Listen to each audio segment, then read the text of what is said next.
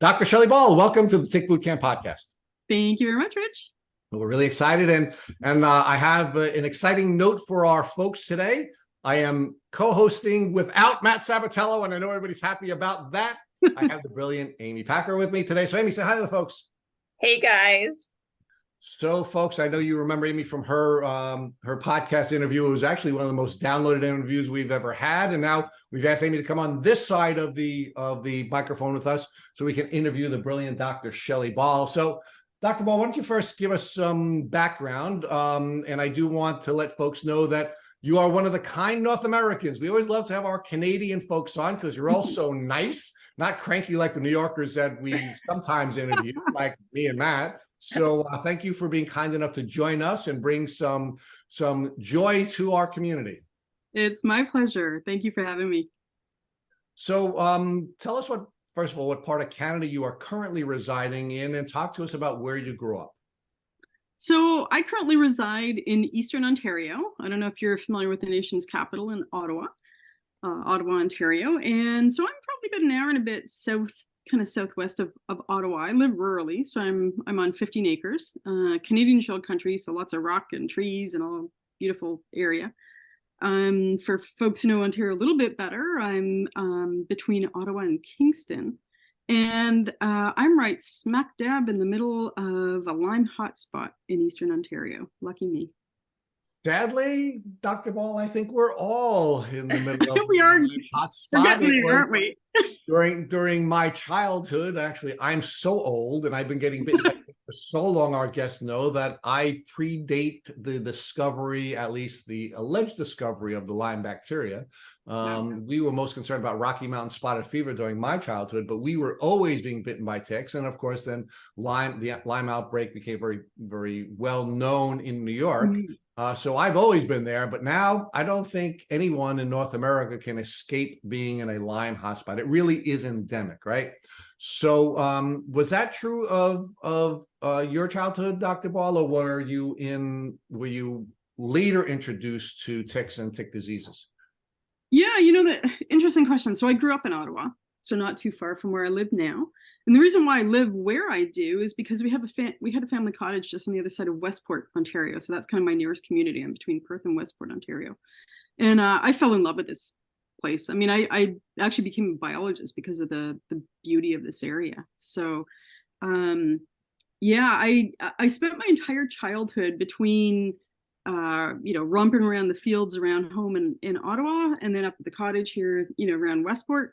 I spent my entire childhood romping around, forest and meadows and outdoors. I sort of joke that I popped out of my mom's womb as a biologist, right? I was 2 years old and I'd come in and go, Mom, I need a jar, because I had some sort of insect in my hand. And so, you could sort of argue that, wow, talk about maybe a higher risk lifestyle and even childhood, because I spent every waking moment outside. But I never saw a tick.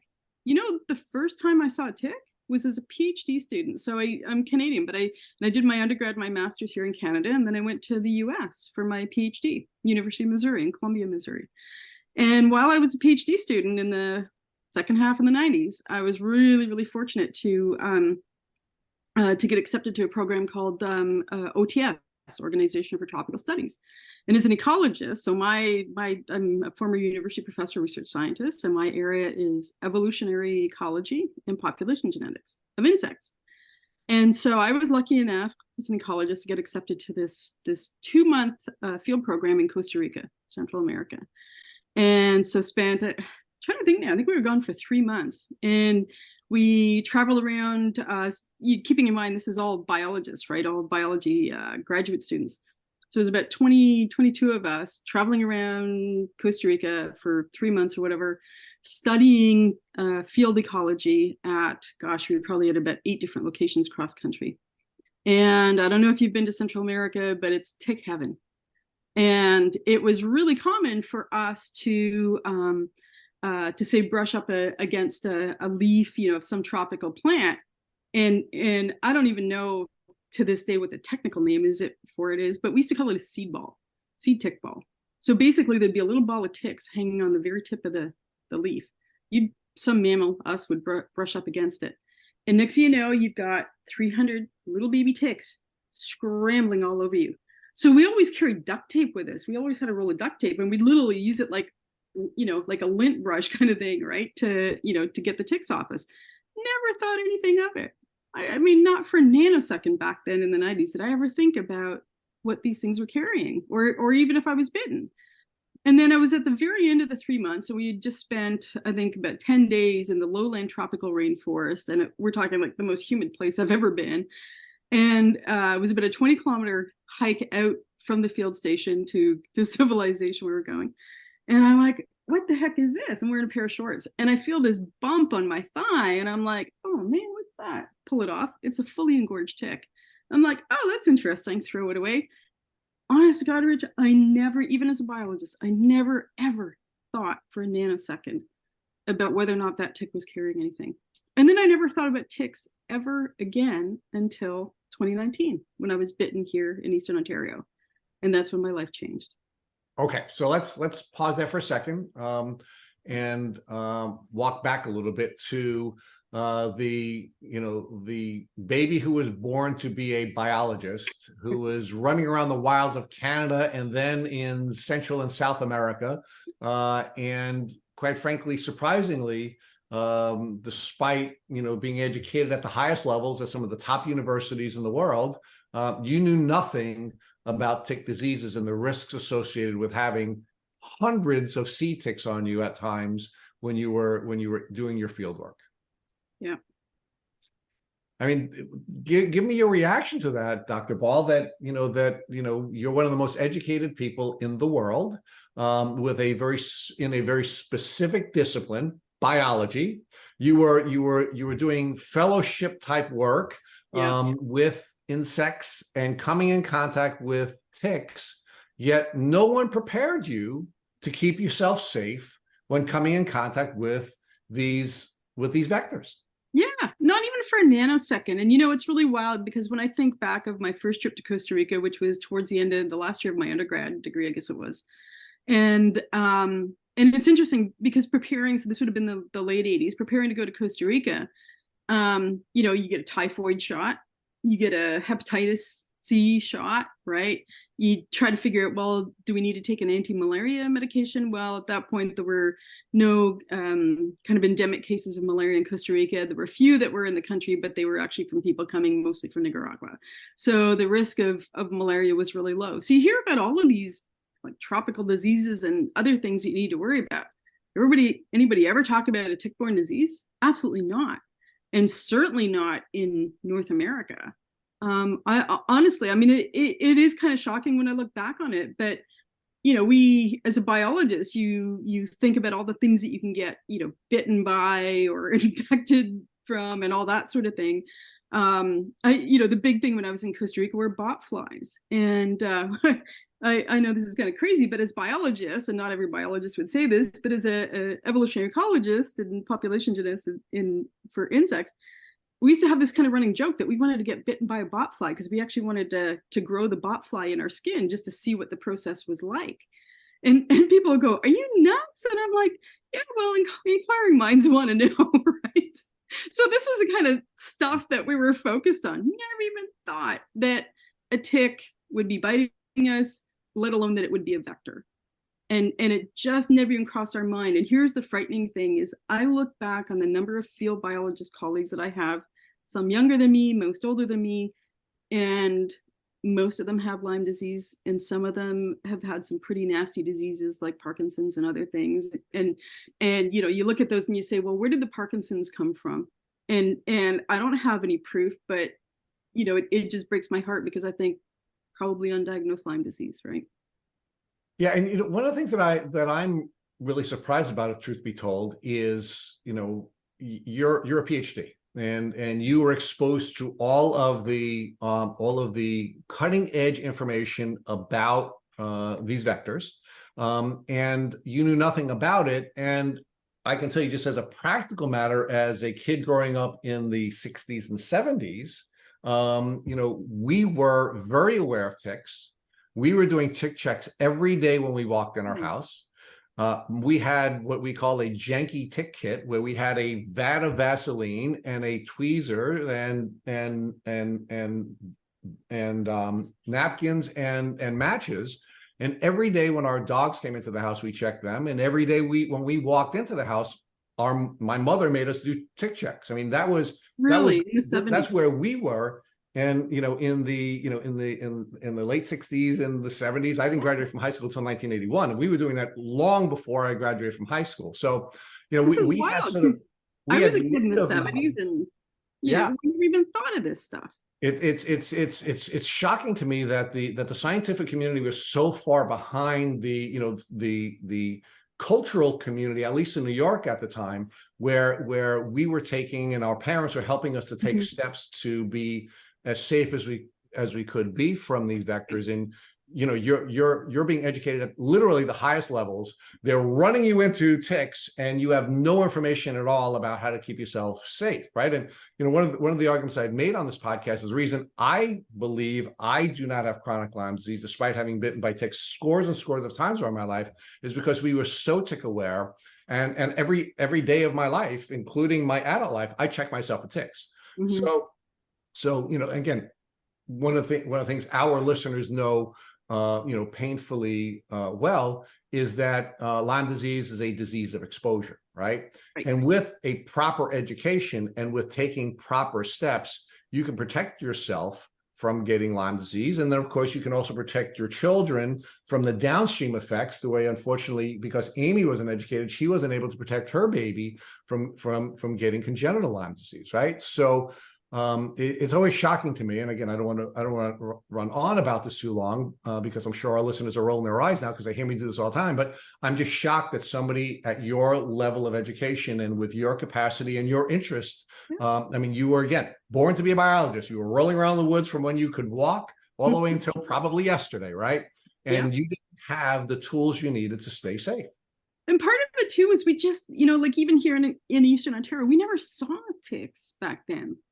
It's interesting because, I mean, we had outdoor cats when I was a little kid. I was a kid in the 70s, and, kitty go outside, come back in, never saw a tick. We never had dogs growing up. I think we'd probably see a tick, like on the ear of a rabbit that hopped by at the cottage or something, or maybe deer. But we just never saw ticks. It was a whole different world than what we're in right now. And kind of just to sort of close a loop on this, here's what's even more shocking. So I belong to a local women's group. It's actually a national women's group here in Canada. And so I'm chair of the environment committee for our local chapter. And back in 2018, when I was first chair of the environment committee, we were responsible for organizing kind of the monthly speaker or whatever for April, which is Environment Month. And I decided to do a session on Lyme disease because we're hearing more and more about it. So I had a local resident whose daughter had literally been crippled from undiagnosed Lyme disease. We had a veterinarian, and we had somebody from public health.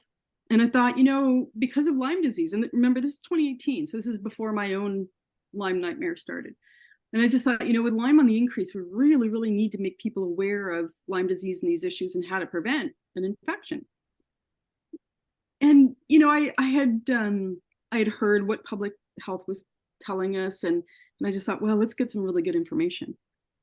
I cringe now, Rich, because I look back on that presentation that was given by public health, and I don't say this with any malicious intent. I'm just, recounting a story. And I just cringe because I now know everything that they told us was incorrect. And I think part of that is a little bit of a motivation for why I'm just so active in terms of Lyme advocacy, because I've realized how, first of all, it led to my own almost dying from tick-borne illnesses.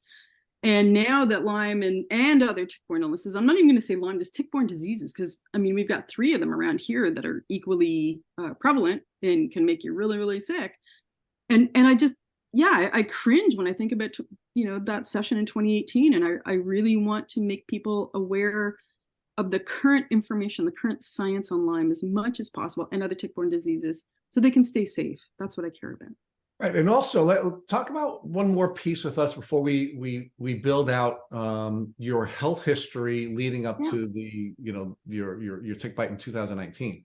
You're an avid outdoors person, right? I mean, you understand the importance that nature plays in our lives and how important it is for us to have a relationship with the outdoors, how important it is for us to be healthy when having a relationship with the outdoors. So talk about that element of your passion and how we have to strike the balance between Mhm. having a healthy relationship with nature, enjoying the outdoors, but also being safe at the same time. Yeah, that's a really interesting point. And I think it's an extremely important one. And it's certainly one that's kind of at the root of the core of my passion. So I'm a biologist. I'm, an outdoor enthusiast. I spend all of my time outdoors.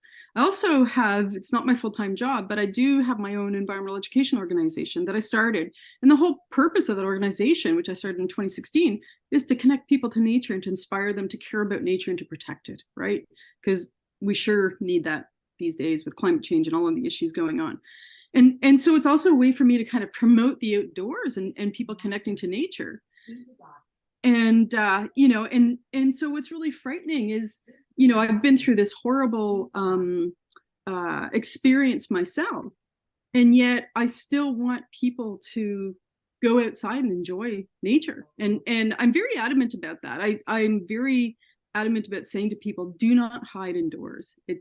It's not okay. Like it's not going to solve anything. What we need to do, unfortunately, is find a way to live with the current situation, find ways to mitigate the risk as much as possible. How do we get outdoors, enjoy nature, connect with nature? Because we know we get so many benefits from it, physical, psychological, right?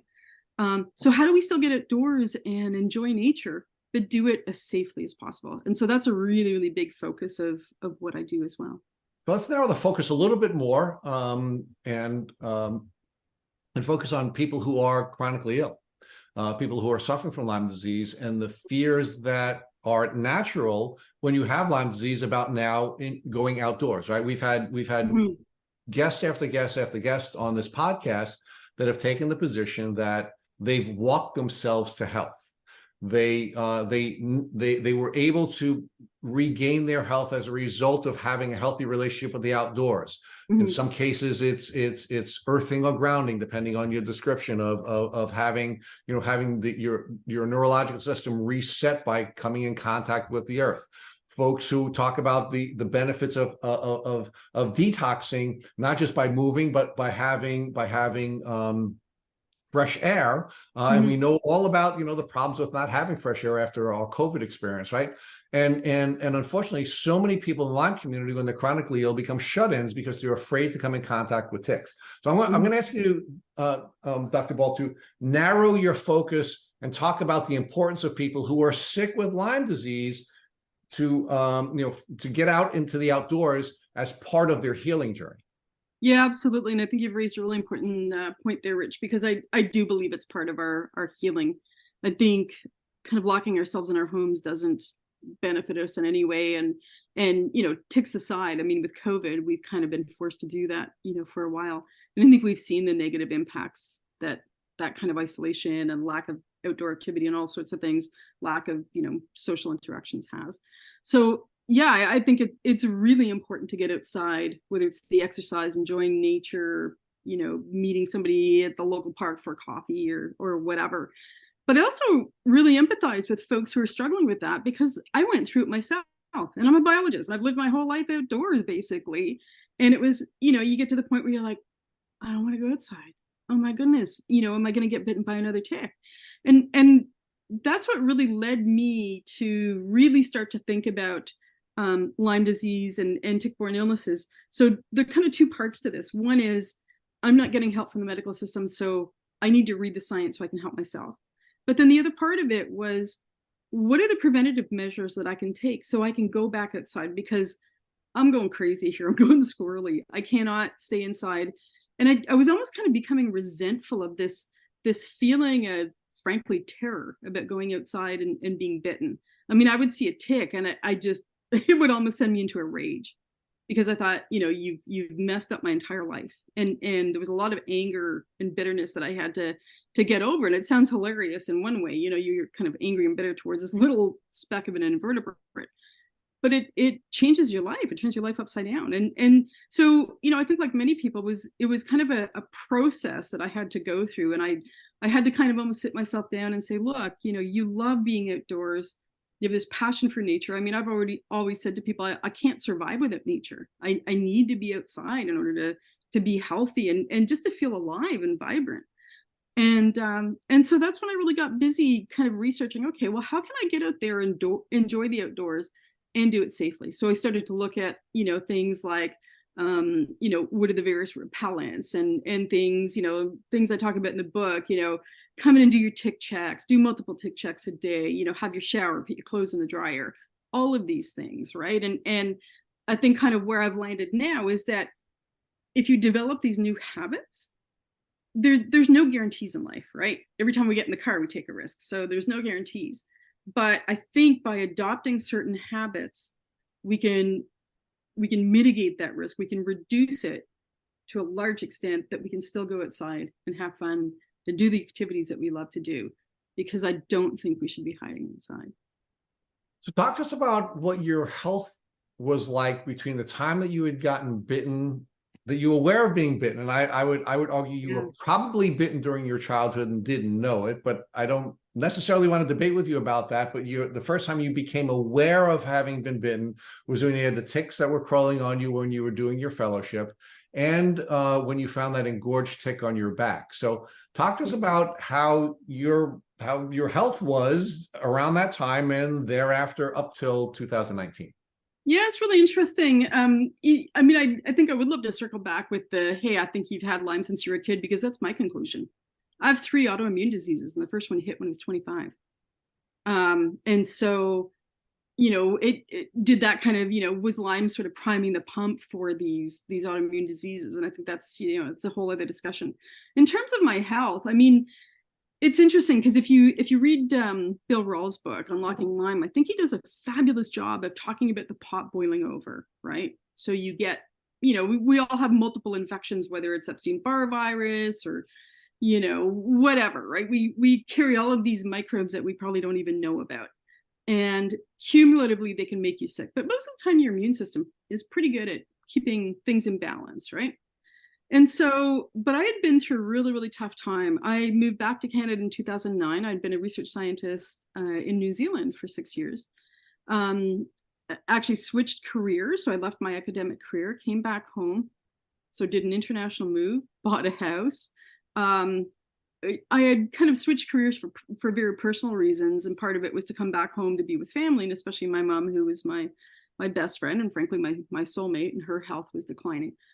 3 months after I moved back to Canada in May of 2009, my mom became ill, and she ended up in hospital, and she ended up on life support. She was actually on life support twice in 15 months. And it was just brutal. It was the most horrendous thing that my mom had to go through. So that was really, really stressful. And then my common law husband at the time came from New Zealand, so trying to get him adjusted. My first day of work in my new job, the work that I do now, my very first day at work was a day that my mom had surgery, and then she went into septic shock and under life support 12 hours later. So, I kind of had, in some ways, the perfect storm of life crises. And we know how that affects our immune system when we're that stressed. And then, I'm not trying to say this as a, poor me story, because that's not what I want here. But I literally had a life crisis every year for 12 years.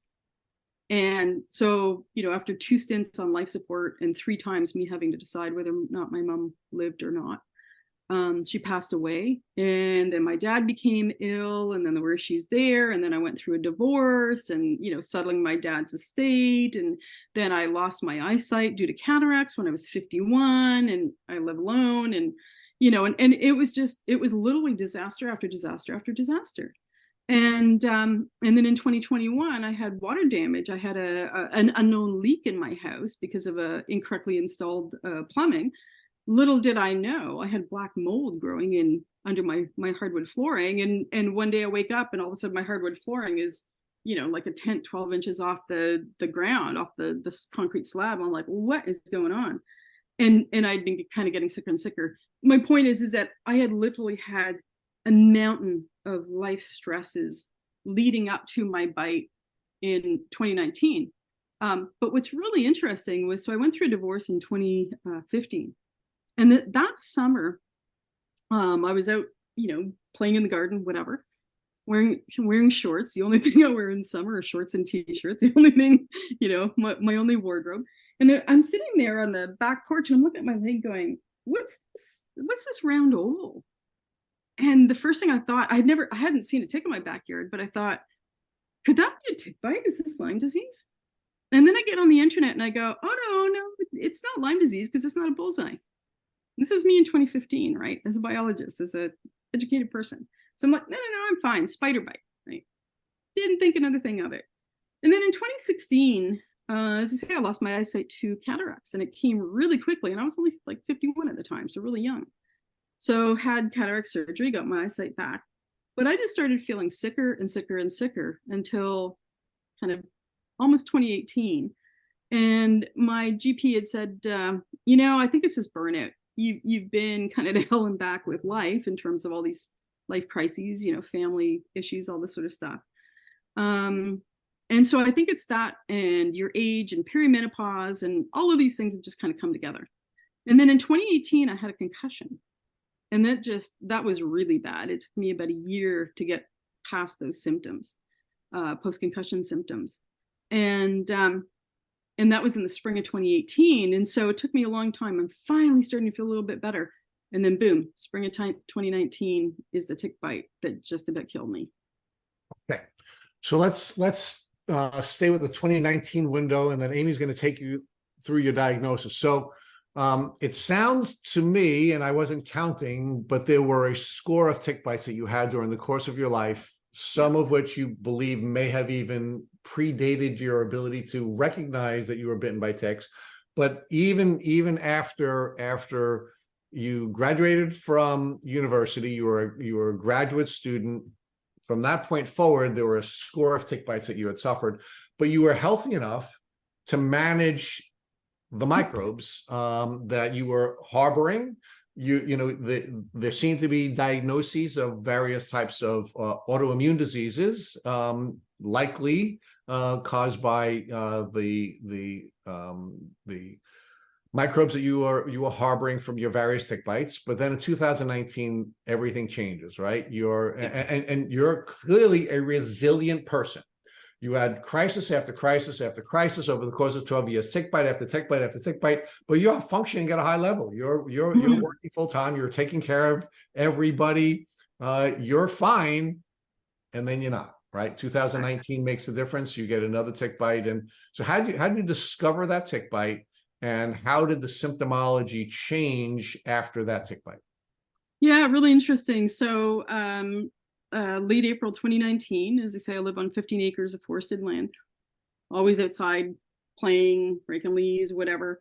And come inside this one day, and I'm having a shower, and I live alone, and I'm kind of like, what's on my back? Of course, I can't see it, right?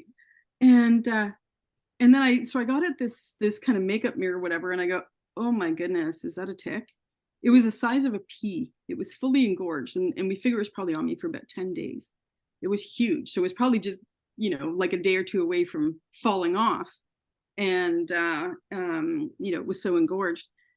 And I went, oh man, what am I going to do about this? So I call my friend, right? What do? You phone a friend. I'm like, can you come take this like big honking tick off my back? Because I was frankly kind of panicked about it. And I don't panic easily, but I was like, oh my goodness, Lyme disease, fully engorged tick. And so my friend was out of town, and I'm like, like, okay, what am I going to do? Okay, I got to get this thing off me. So I went to my local hospital in a small town and asked them to take the tick off. So they did. And I brought a vial with me because I said, could you please test this? And they're like, no, we can't test it. Well, actually they can, they just choose not to, which I think is really lousy. But anyways, I didn't know about tick testing then. So I said, well, give me the tick anyways. And I actually gave it to our local veterinarian because they were part of a testing program. It's supposed to be ticks coming off of your cats or dogs that they test. It goes into a provincial database, so you don't actually get a result back for your own tick. It just goes towards, looking at the prevalence of say, Lyme disease and whatever in Ontario. So I couldn't get the thing tested because I didn't know that there was testing available. I didn't know anything about Lyme disease and tick-borne diseases back then. And so the ER doctor had said to me, yeah, you'll be fine. So here's 2 pills of doxycycline, antibiotic, and take this 1 dose, you'll be fine. I trusted them. I was like, I'm not a medical doctor. These guys know what they're doing. So I thought, and I took the dose, came home. Okay, fine. And 3 days later, I came down with flu-like symptoms. And I was like, what is going on? And yeah, I was just like, I had connected the dots, but I was like, really? So quickly? Because they talk about up to 30 days, that first 30 days where you might have symptoms. Honest to God, I felt like I'd been hit by a truck 3 days later. I'm like, oh my goodness. So I was talking to a friend of mine who already had not just Lyme disease, but also Bartonella and Babesia. And she said, okay, Shell, here's the thing you need to do. First thing is you write down the date of your tick bite. Second thing you do is you keep a symptom tracker. Every day you write down your symptoms and how you're feeling. And so I started to do that. And then I was like, is this Lyme disease or is it not? I thought, you know what? I'm really burnt out. I've been to hell and back in the past, 11 years or whatever at this point, from life crises. I'm just really tired. My immune system's run down. And then I ended up getting a cold. I kind of ignored it. And then I got a cold. And I was like, okay, well, clearly it's just my immune system's shot from stress, run down. I get over the cold, and then seasonal allergies hit. And I used to have seasonal allergies when I was a kid, but I'd never had anything this bad for like decades. And I was like, oh my God, I'm just being hammered by seasonal allergies. So I finally, at this point, we're kind of at the beginning of, I guess kind of end of May. And then I just got sick. I just literally, it was like I was hit by a truck. So I got over the cold, I got over the allergies, those symptoms went away. And then I woke up one morning and I couldn't get out of bed because every joint in my body was aching. I had a headache, I had nausea, I just felt horrible, I felt feverish. I couldn't breathe, like I felt like I just couldn't get a full breath. And I'm like, oh my God, this is awful. Took the day off work. So I rested for the weekend, and then Monday came, I went back to work. I'm like, oh, okay. And then boom, Tuesday, it was even worse. I couldn't even get off the couch. And that's when I phoned my GP and booked an appointment. And that was the start of a heck of a journey. So Aimee's going to take you through the rest of your diagnostic journey, but I do want to walk back to one more piece before Aimee takes you through the rest of this part of your journey. And that is, you had a tick on your back. It was an engorged tick and was on you for a while. And, one of the things that we focus here on Tick Bootcamp is learning the lessons in retrospect that maybe folks wouldn't be aware of. If you had to do it again, would you have waited to go to the doctor to get that tick off your back? Or would you have done anything you could, reach behind, run to your next door neighbor, whatever you had to do to grab that tick off you the minute you saw it, rather than waiting the extra time for that tick to be feeding on you and spitting all of those microbes into you? Yeah, well, so interestingly, Rich, when I discovered the tick on me, I actually did go to the hospital right away. Like it was within a couple hours of discovering it. It was until later that I connected the dots and thought, ooh, I better go to my GP. Looking back, I mean, now that I know about ticks and, the fact that there's so many out there, like I've got a full length mirror in my bathroom. I'm always looking at all of me, and, pretty or not, I'm like, you know what, this is about survival. This is about your health and your future. So you get that full length, mirror if you live on your own, or you get your spouse or partner or whoever, to help you do full body tick check, because especially, it's things like behind the knees, on your back, the places where maybe on your scalp where you can't see it, or you're maybe just not looking. You need to do that full body tick check. And so, yeah. So certainly tick checking is one of the important lessons. We should be checking multiple times a day. And we know that ticks are going to go into folds. They're going to look for folded areas, right? Yeah. But my question is a little bit different, Dr. Ball. Okay. My question is, would you have not just wait until you get to the hospital, not just wait till you go through it, but you have to get the tick off immediately. And you don't Right. have to have a perfect kind of tool. You've got to get the tick off you, because the longer the tick is on you, Yeah. the more likely it is that you're going to get sick. Exactly. So I think there's kind of two important points here.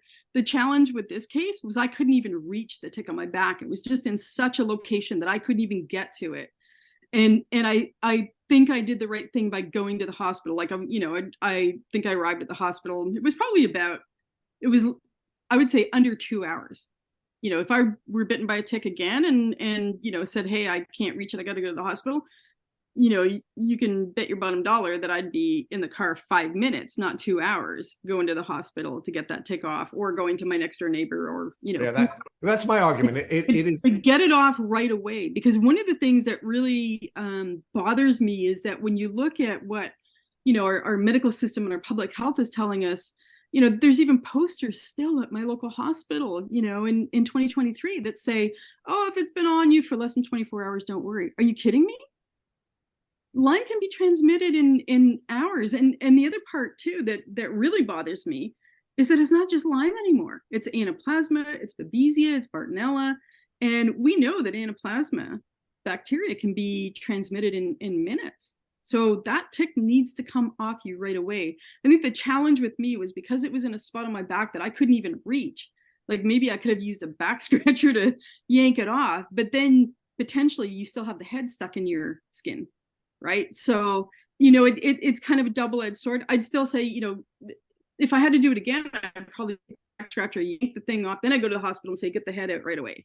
Right. Yeah. And let me challenge you on that, Dr. Ball, because it really doesn't matter if you have the head stuck in you, because that's not going to make you sick. Right. And in most cases, if you do get the tick off you and the mouthpiece is still in your back, or in your skin, your skin will eject it. And if not, you can go to a dermatologist and have it taken out. Right. So but the part that still concerns me, though, is the bacteria that may be stuck in the salivary glands, the tick, because the bacteria, the Borrelia bacteria, first start off in, I think it's the hindgut of the tick. But then when the tick starts biting, they migrate to the salivary glands. So right. I think that's why you really want to get that, because I've just had somebody recently contact me to say, oh, well, we took the tick off, but the head's still in there. And I'm like, yeah, you still need to take this seriously, because there could still be some transmission, right? Yeah. Right. So let's move back to where we were before we took the rich digression. And you have your tick bite and your symptoms developing. And now Aimee's going to start to ask you some questions about how your health declined after that now flu-like set of symptoms you were suffering. Mm-hmm. So, Aimee? Okay, so like what you described, I feel like is so many like Lyme warriors' life. Like, you're okay. Well, no, I'm not okay. But a few days later, oh, I think I'm fine now. It was just like a cold. Oh, no, I think I had the flu. Oh, no, I think I've been hit by a bus. Like, but I'm okay. Until just one day you're like, I'm actually not okay. And number one, it's so hard to get people to believe you, which drives me crazy, because like in all of that, you just look normal. Like, you look like you've been hit by a bus, but you look just like you did 6 months ago. So like, it's really hard sometimes to get like the support of your friends and family, because they're like, you don't look like you have the flu. Like, when you have the flu or you have a stomach bug, you're pale, you're washed out, you look terrible. Like, someone comes over and leaves soup at your door and they're like, oh my gosh, you look terrible, I'm leaving. But when it's something like this, like a tick-borne illness, you look totally fine. You don't look any different than you did last week. And so first, like when you were talking to friends or family about, you think it might be a tick-borne illness, you're going to go to the doctor, were there any like comments kind of like, but you kind of look fine? Did you deal with the stigma of, but you look fine, before you even had a diagnosis? At that stage, not really, because I wasn't sure what was going on, and people are just like, oh, you're not feeling well, and we hadn't really sort of connected the dots. We weren't really thinking about it. My GP kind of did, when I went in and said, I'm sick. This isn't just the flu, and it's not just seasonal allergies or cold or whatever. Like, I'm sick, and I think this is Lyme disease. And she's like, well, you look okay. And of course, then we do the 2-tier Lyme testing, and she's like, oh, it's negative, you're fine. And then we come back to, oh, it's just burnout because you've been through, some really big, life crises over the past several years, and you're perimenopausal, and, you've just been through divorce and all this kind of stuff. So everything kind of gets shunted towards other explanations. It Yeah. takes you away from that diagnosis that you need to get quickly. And I mean, it's one of the things that I say to people, and including information in the book, which is just that, you need to act quickly, Yeah. get that tick off you right away. Because first of all, it's not just Lyme, it's anaplasma, it's babesia, other tick-borne illnesses that can be transmitted quickly. And you need to get on treatment right away. And Yeah. that is our biggest challenge, really, isn't it? Yeah. Getting that diagnosis and getting treatment. Absolutely. So like when your doctor kind of like brushed off, oh, you've just been going through all of that, what was your response, and were you like, oh, okay, you're right, I've been through a lot, but like you had this feeling that it was Lyme or tick-borne illness or something like that. So how did you kind of like stand your ground and like go forward in getting that diagnosis? Yeah. So the first time I went in not feeling well, because I at that point I was kind of like, is this Lyme? And went into her office, and then she said, oh, I think it's just burnout. And she did actually draw some blood. We did the tick testing through the public health 2-tier tick testing, which we know is terrible. And again, I trusted her because I didn't know the science at that point. And then I had gotten a little bit better, but then it was probably about maybe 10 days later that I got really, really sick. Mm-hmm. And that's when I was like, okay, I think this is Lyme disease. And I started to talk to people. So I started to reach out to people who I knew who either had Lyme disease or, a friend of mine who's a scientist who actually works in the field of Lyme disease. And then I just started to read. And, as a scientist, it's like, I want to connect the dots. I'm a knowledge sponge. I want to read everything. So I started to look at the symptoms, and I went, oh my goodness, check, check, check, check, check, check, check, check. And I was like, okay, that's it. I need to get back in there. And then, my friend said to me, she said, yeah, but Shell, with your symptoms, she said, it sounds like you might also have Bartonella, but certainly babesiosis. Because at that point, I felt like an elephant sitting on my chest. I could not get air in. And I was starting to get this feeling of pressure in my head and various things. And so at that point, I kind of said to myself, okay, based on talking to people who have been through this and all the reading of, the science and everything, I think this is unfortunately the hat trick of Lyme disease, Yeah. Lyme, Bartonella, and babesia. So I go into my doctor's office, and she's like, no, I think it's just burnout. And I'm like, I don't think so. So anyway, she said, well, let me test you, because I had really, really bad migratory joint pain. She said, well, let me test you for rheumatoid arthritis and a bunch of other things. And I said to her, I said, look, you can test me for anything that you want, but please give me some antibiotics. Yeah. And so I didn't get them right away. And I think it was if I remember correctly, it was the third visit, not long after that I went back. And I thought, because at that point, I think I'd had 2 negative Lyme tests. And she said, see, you don't have Lyme disease. And of course, at that point, I'd start to read about how poor the 2-tier testing was that we do here under public health in Canada. And also just the way that Lyme works and how it manipulates your immune system, that you can have Lyme disease and absolutely have a negative Lyme test. And so I started to accumulate evidence. And I walked into, I think it was a third appointment, walked into my doctor's office with about a 12-inch stack of printouts of scientific papers about Lyme disease and how it manipulates your immune system, and about how poor the testing was.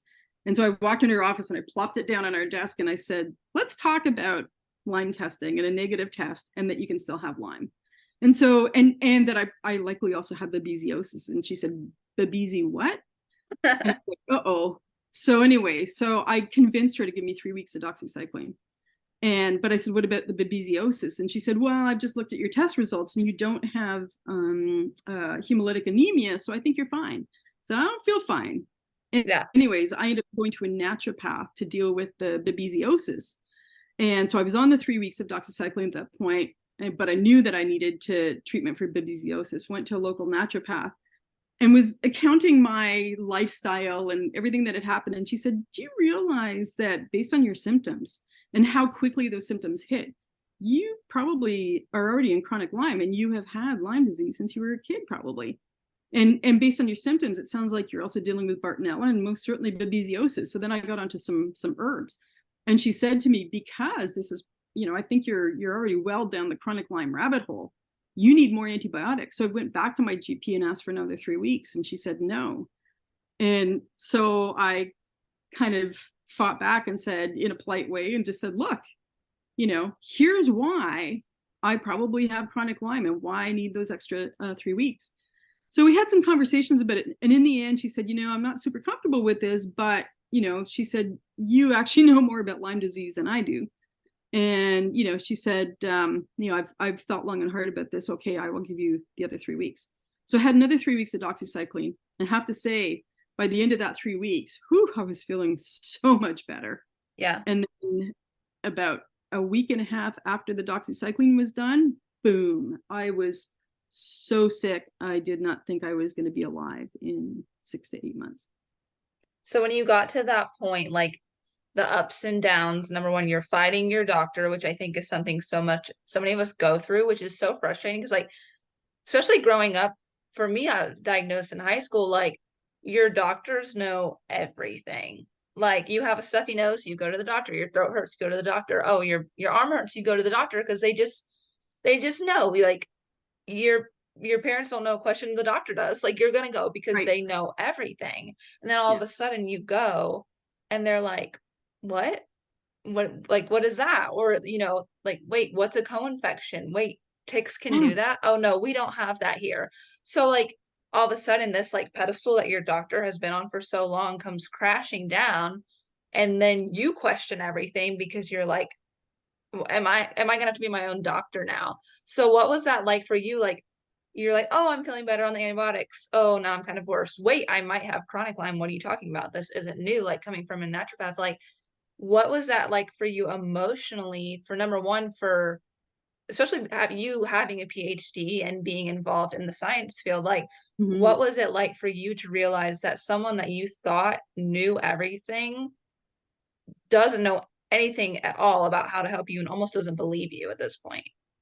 Yeah, that's a really, really tough kind of phase of this journey that far too many of us are on. And you go through this entire range of emotions, because I think early on, there's kind of that self-doubt. Oh, no, it's not Lyme, it's whatever, right? And it's really unfortunate, but you kind of put Lyme at the back of the list or the bottom of the list of, oh, here's what it is. Like, you kind of knock other things off first. And our GPs do that. And I think, I had a really, really wonderful GP, and she's a wonderful human being. She's just trained by a system that doesn't know about Lyme disease. There's a massive body of peer-reviewed science literature out there now on Lyme and tick-borne diseases. It's just that our medical system refuses to acknowledge it. Yeah. And this is sad, and I don't say this in a mean way, but I have now realized that, at least in North America, our mainstream medical system are the equivalent of climate deniers when it comes to tick-borne diseases, because there's a huge body of science, but they refuse to look at it and acknowledge it. And so you go through this kind of emotional roller coaster of, what is this? I think in some ways I had the advantage of a scientific background, and I think the confidence to read the science, talk to other people, with Lyme, what their experience was, and then to really advocate for myself, because that's what I've learned is the most important kind of part of this process is your self-advocacy, right, for your own treatment. And it was hard because, I really liked my GP, and she was a wonderful person, and I think a very good GP, but she was trained in a system that's not built to deal with these diseases. And it's tough, because then it kind of puts you in this adversarial position with your GP, which I didn't want to be in. And she truly wanted to help me. The one thing we never talked about, the elephant in the room, and that's about the fact that the maximum number of weeks of doxycycline she could give me was 6 weeks. So I asked for more than 6 weeks when I got really, really sick, and she's like, nope, sorry, I can't do it. And I never kind of directly asked her why, because at that point I had finally learned that any doctor who gives more than 6 weeks of doxycycline, in other words, is treating outside of kind of the IDSA guidelines, is likely to be investigated by the medical board, the licensing board. And so I think doctors are afraid, and the health clinic that she was at, I'm sure their lawyers said, don't you dare give her one more day of antibiotics, because then it creates a liability for them. And so that's a really hard thing to wrestle with, because there were times where I was kind of angry with her, not personally, but more with the system that she was forced to practice under. And so it really was very much an emotional roller coaster. But I think where I was lucky was because I had the science background and could understand this stuff and was able to advocate for myself. I pushed really hard. I do have to say that when I got so sick, like I was at the point where I could barely even walk into her office. And there was at one point where it got so bad, she actually sent me to the local ER. Mhm. Because she said, I don't know how to help you anymore, but you are clearly very, very sick. Yeah. Went to the ER and they did nothing, right? So I think her heart was in the right place, but she was practicing under a system that had handcuffed her to do anything. Yeah, it can be so frustrating, like you said, like having a good doctor who wants to help you, but legally they can't, because then you become a liability, and you have to wonder, like, what if they could give you 3 more weeks? What if they could give you this thing that they're not allowed to give you? Right. So that wasn't working, and you couldn't take any more antibiotics. And you also go to this like naturopath. Like, what was the culture shock like for you? Because I think that happens to all of us. We start out like at our pediatrician or like our GP and all of this, like, just this Western medicine. And I feel like most of us end up at some kind of naturopath, and there is culture shock. What was that like for you? Because I know for me, like I was sitting in the doctor's office with like my mom and grandma, this like hippie doctor, and we're like, what is this? I think that happens to everybody. What was that like for Yeah. you? It was talking about being split between two different worlds. I Yeah. mean, I think as a scientist, I'm very kind of open-minded. I think I just naturally, as a human, I am anyways. But so I was very open to going to a naturopath, but I'd never been to one before. Yeah. Or actually, I shouldn't say that. I had been to one before, but it had nothing to do with like, it was just for like general health. Yeah. And it was kind of more general wellness. So I wasn't really exposed to very much of kind of like naturopathic medicine. And so, here I'm getting this from my GP, and then I'm sitting in this naturopath's office who says, wow, you don't just have Lyme disease, you've got Bartonella, you've got Babesia, you've got chronic Lyme, you need 3 more weeks of doxycycline, and here's a pile of botanicals that will help you, right? And you're kind of, it's a lot to process, because you're really straddling two different worlds.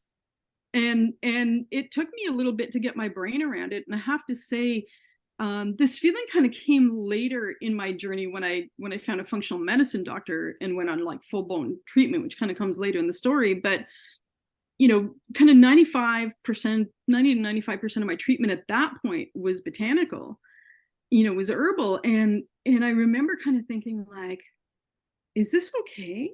Mhm. And it was kind of almost like this cognitive dissonance, because I know as a scientist that most of our pharmaceuticals come from nature originally. Yeah. It's just that the compound gets tweaked chemically and then synthesized, Yeah. synthetically, right? But that's the active compounds are very often, derived from nature. So I'm sitting here going, well, I know that this stuff comes from nature, and I know that traditional medicine is important and traditional knowledge, and we've got 2,000 years of Chinese medicine, but then your other foot's rooted in a allopathic medical system that says, oh my gosh, this is witchcraft. Yeah. And yet this is the only thing that is only door that's open for you right now, offering some treatments and solutions.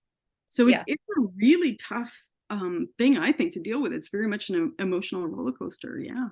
Yeah, absolutely. So you started at your GP, started antibiotics, and now you're at the naturopath and doing botanicals. What was like the success with that? I guess, were you feeling any improvement with that route? Like what specifically were you doing, and like how were you feeling in that? Yeah. So once the 6 weeks of antibiotics finished, as I say, I just crashed. I was so sick. And at that point I wasn't sure what to do. So I had already been to the naturopath, and she'd put me on botanicals. My Babesia symptoms seemed to be alleviating a bit, in that, I wasn't having the same air hunger and the same head pressure and that sort of thing. So I was kind of like, okay, well, maybe I'm feeling a little bit better. But then, I was kind of stuck in limbo. And I think at one point I actually felt a little bit like a deer in the headlights, not sure what to do. because I thought, do I go back to my GP? Do I go, because at that point, I didn't have the experience or the understanding that my GP's, hands were tied, that she couldn't do anything else for me. Do I go back to this naturopath? And anyway, so I ended up being so sick at one point. I actually went back to my local ER because I could hardly stand up. I could hardly breathe. I was just, I was just getting sicker and sicker. And I said to the ER doctor, I need help, and explain the symptoms. But then I explained, of course, as soon as I mentioned Lyme disease, the whole conversation went down the tubes. And he got angry with me. And I told him, I said, look, I felt so much better after these 6 weeks of antibiotics, but it's at this point, we're probably a month off of the antibiotics. I'm really, really sick. And I said, I need help. I need more antibiotics. And he looks at me and he says, well, what do you expect me to do about it? And he yelled this at me. And at that point, I just felt like death warmed over. And I said, look, I'm the one who's being denied access to healthcare by my medical system. What do you expect me to do about it? And I yelled it at him. And that got his attention. And I never in my life have I ever yelled at a doctor. And I don't advocate for that.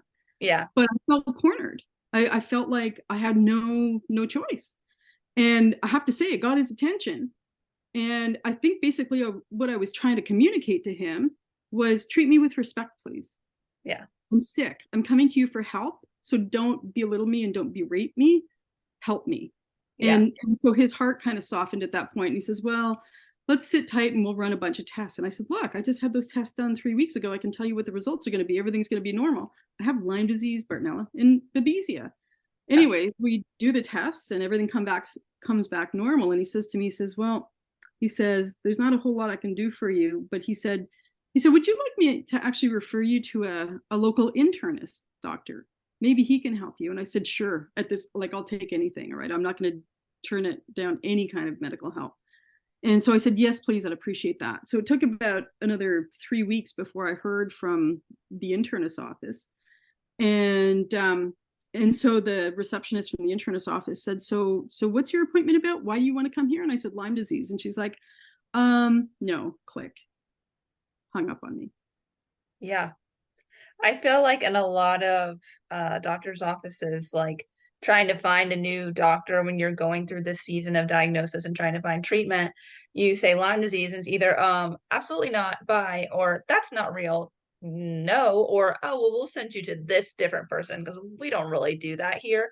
You're kind of just like, nobody wants you or nobody believes you in that season. That's right. Like that, it's already isolating enough, and then you can't even find a doctor who likes you. It feels like in a movie, you're the lame kid who's eating lunch in the bathroom stall because no one wants to get near you.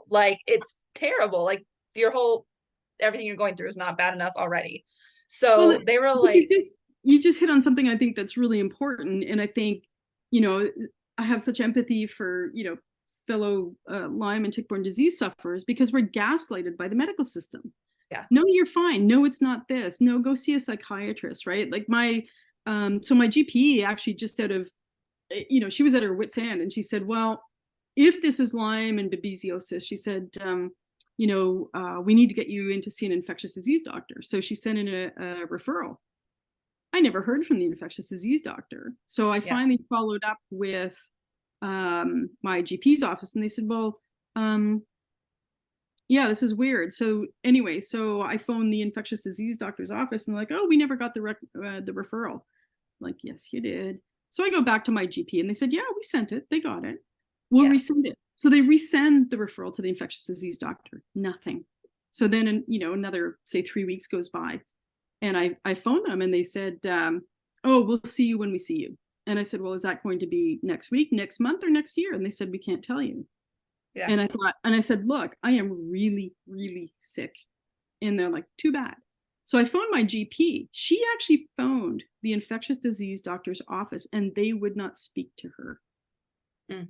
So the infectious disease doctor that I was originally referred to refused to see me. I finally, after pushing and pushing and pushing, did get to see an infectious disease doctor. They booked the appointment, at a time and kind of place to deter me from showing up. But I said, I don't care. I'm showing up. Yeah. And they tried to convince me that I had HIV/AIDS. Mm. And I'm like, are you kidding me? Yeah. And anyway, so I said, look, if you want to test me for that, you go right ahead. But I'll tell you right now, it's negative. Yeah. And I'm not in the risk group. And sure enough, it was negative, and that was it.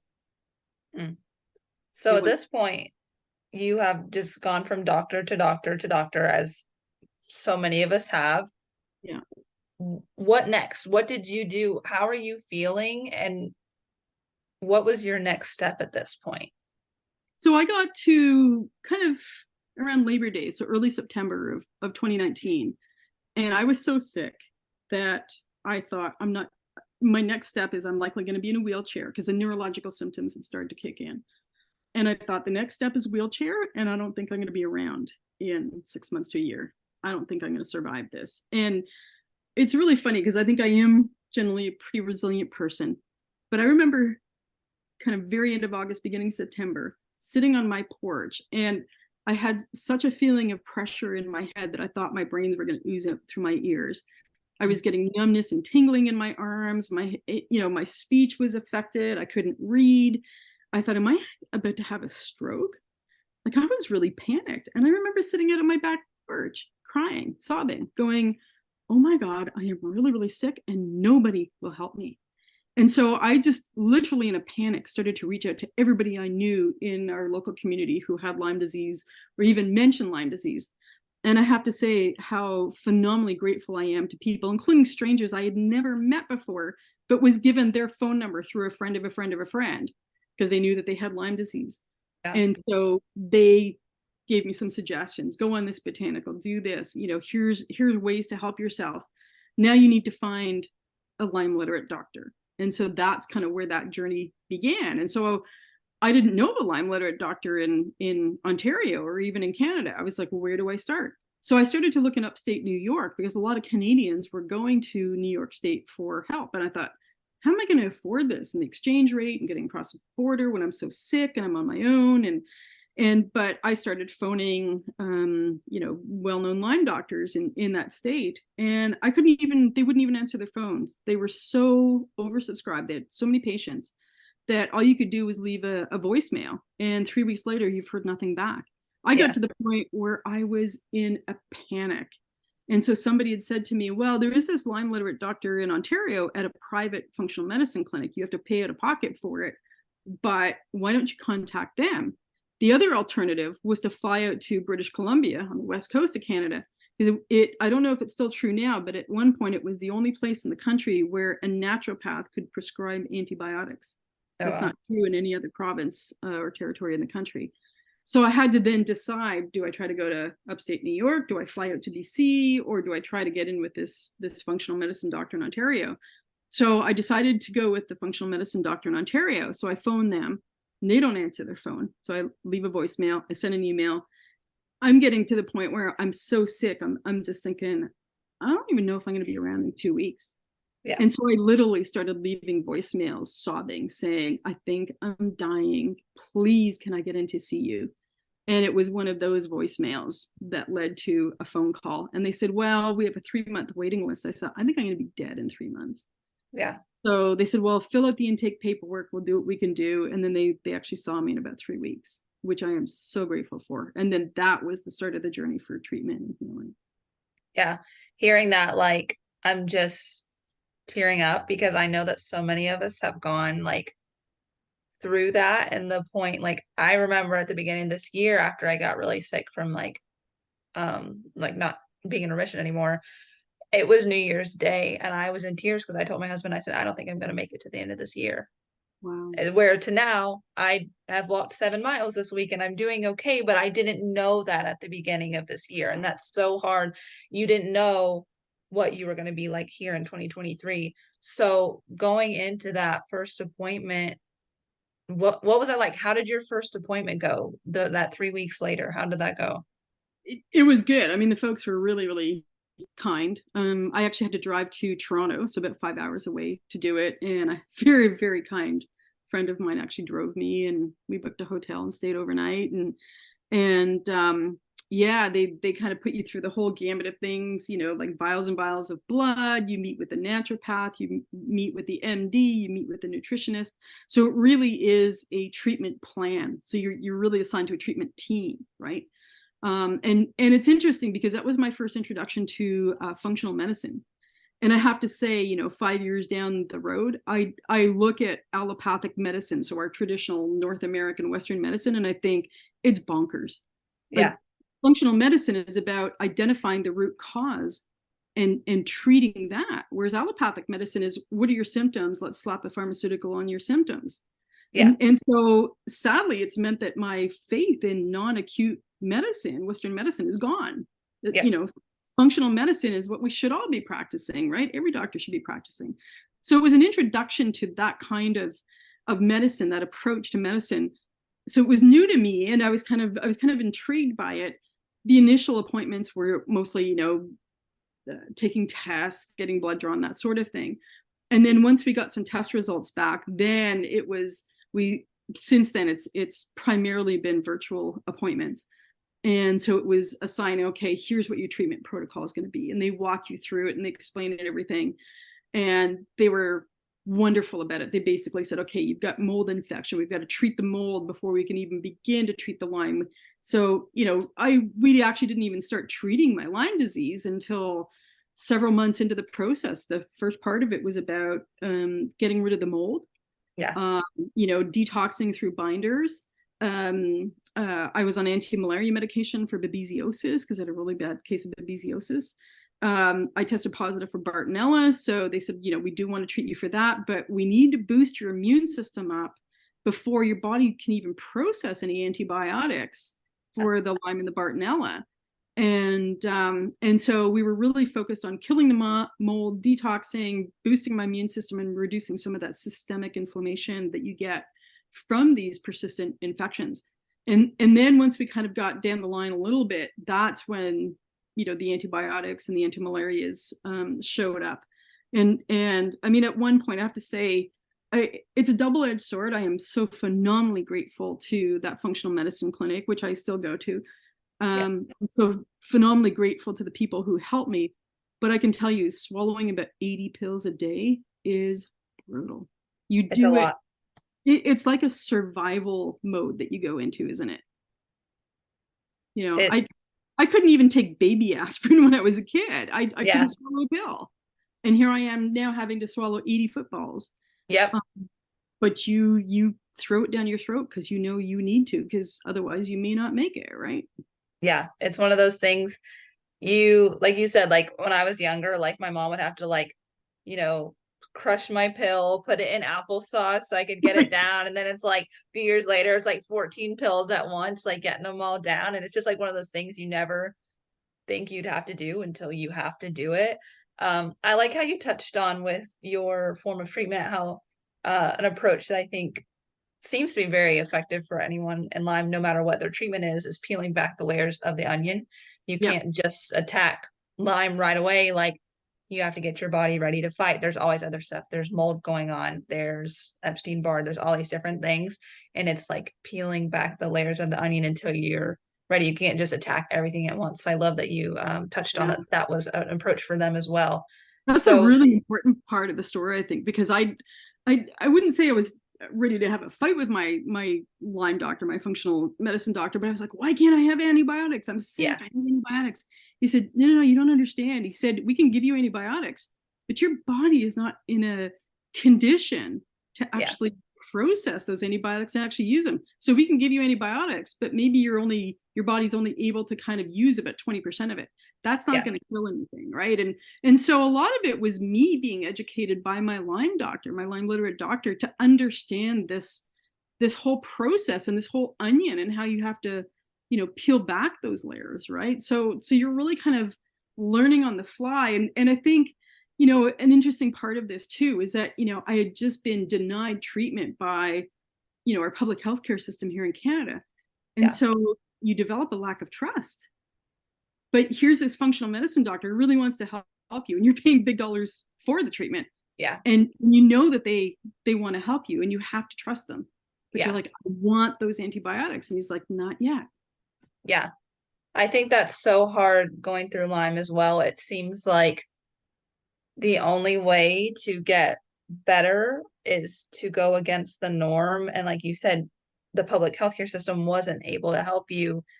But at that point, you're like, what's the point of all of this? Like, they're supposed to be there to help us. Now I'm having to spend money out of my own pocket, money that I'm struggling to even make because I'm unable to work because I'm so sick. And it's like, you either pay bills or you go to treatment. Like, Mhm. was that hard for you? I know that like our medical systems in America and Canada are similar but different all at the same time. What was that like for you to kind of realize that the healthcare system was failing you in that instance? It was brutal. I mean, it on multiple levels. So emotionally, it was horrible because I felt like I felt like I had been abandoned, very much so. So I kind of had a lot of almost like sadness or grief over that. Really, it's like grief and having to process it because you're like, this is a system I grew up with that's always been there for me, and now it's saying, sorry, we're not going to give you any treatment because of the nature of the disease that you supposedly have, right? And you're thinking, are you kidding me? So you're dealing with that. Then there's the anger because you've just been gaslighted by the medical system that your tax dollars supports, right? Yeah. And I'm thinking, hang on a second, I have a right to access our medical system. But Yeah. they say, no, actually you can't because of the type of disease you supposedly have. So you go through sort of all of these things. And then again, there's the lack of trust. So you're trying to build up the trust with your new functional medicine doctor, who's wonderful and is doing great things. But it's very much a learning journey. Interestingly, too, I also tested positive for Rocky Mountain spotted fever. Mm. And we have no idea where I contracted that. And of course, we don't know, was it 2 months ago at that point? Was it, 2 years ago or 20 years Yeah. ago? It could have been down in Costa Rica. It could have been when I was doing my field work in Missouri. We don't know. The good Yeah. thing is that, it was an IgG antibody, which suggests past infection. But, my point is that you're almost getting like a crash course in tick-borne diseases. Yeah. And while you're trying to learn all this like scientific and technical medical information, you're also processing all of these emotions. And it's really hard because the Yeah. other part of it too is it's chronic illness, right? And when you're first on treatment, you're first sick and you're so sick. And I don't mean to say this in a disrespectful way, but you tend to get a lot of empathy and support from people. Yeah. But with chronic illness, when you're a few years into chronic illness, people don't want to hear about it. They want you, when they ask you how you are, they want you to say fine. They don't want you to say, oh my God, I feel like dirt today.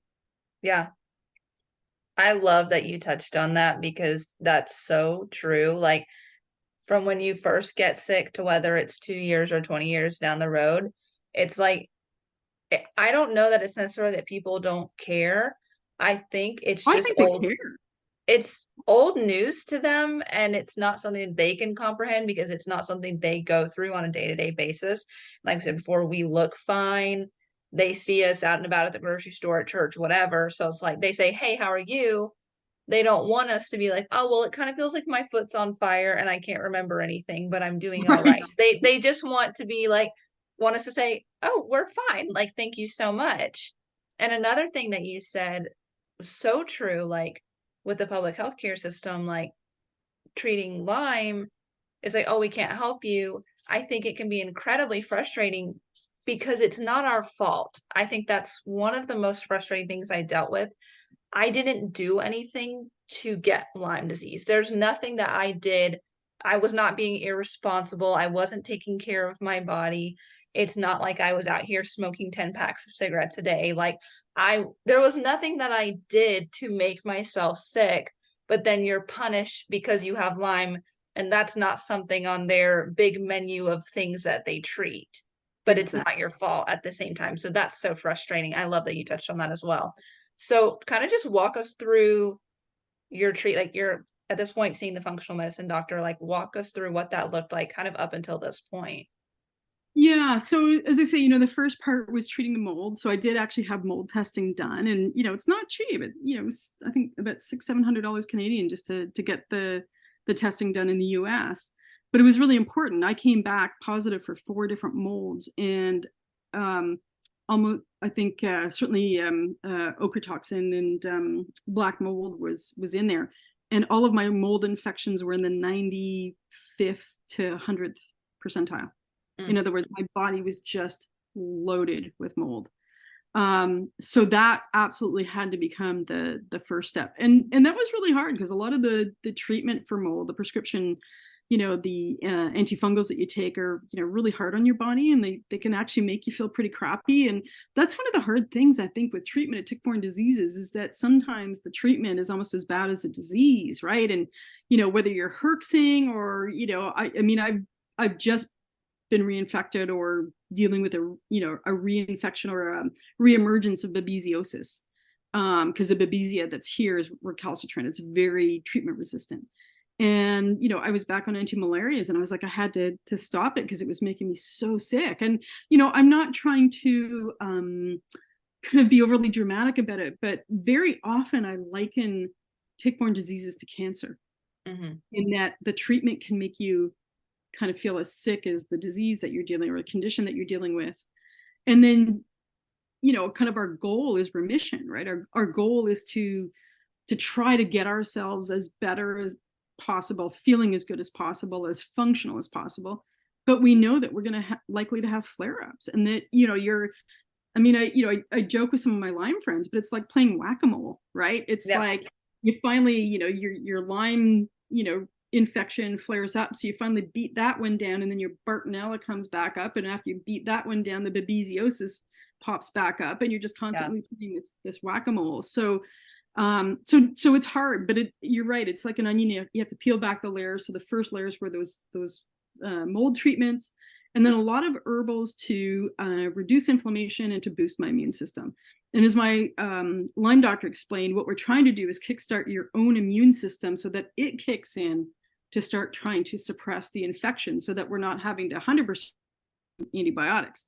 We want your own internal body to start fighting this infection too. So that was a real learning process. And I got to the point where it's like, I really have to trust this doctor. And, and the whole medical team was fantastic. And I'm, really grateful for their help.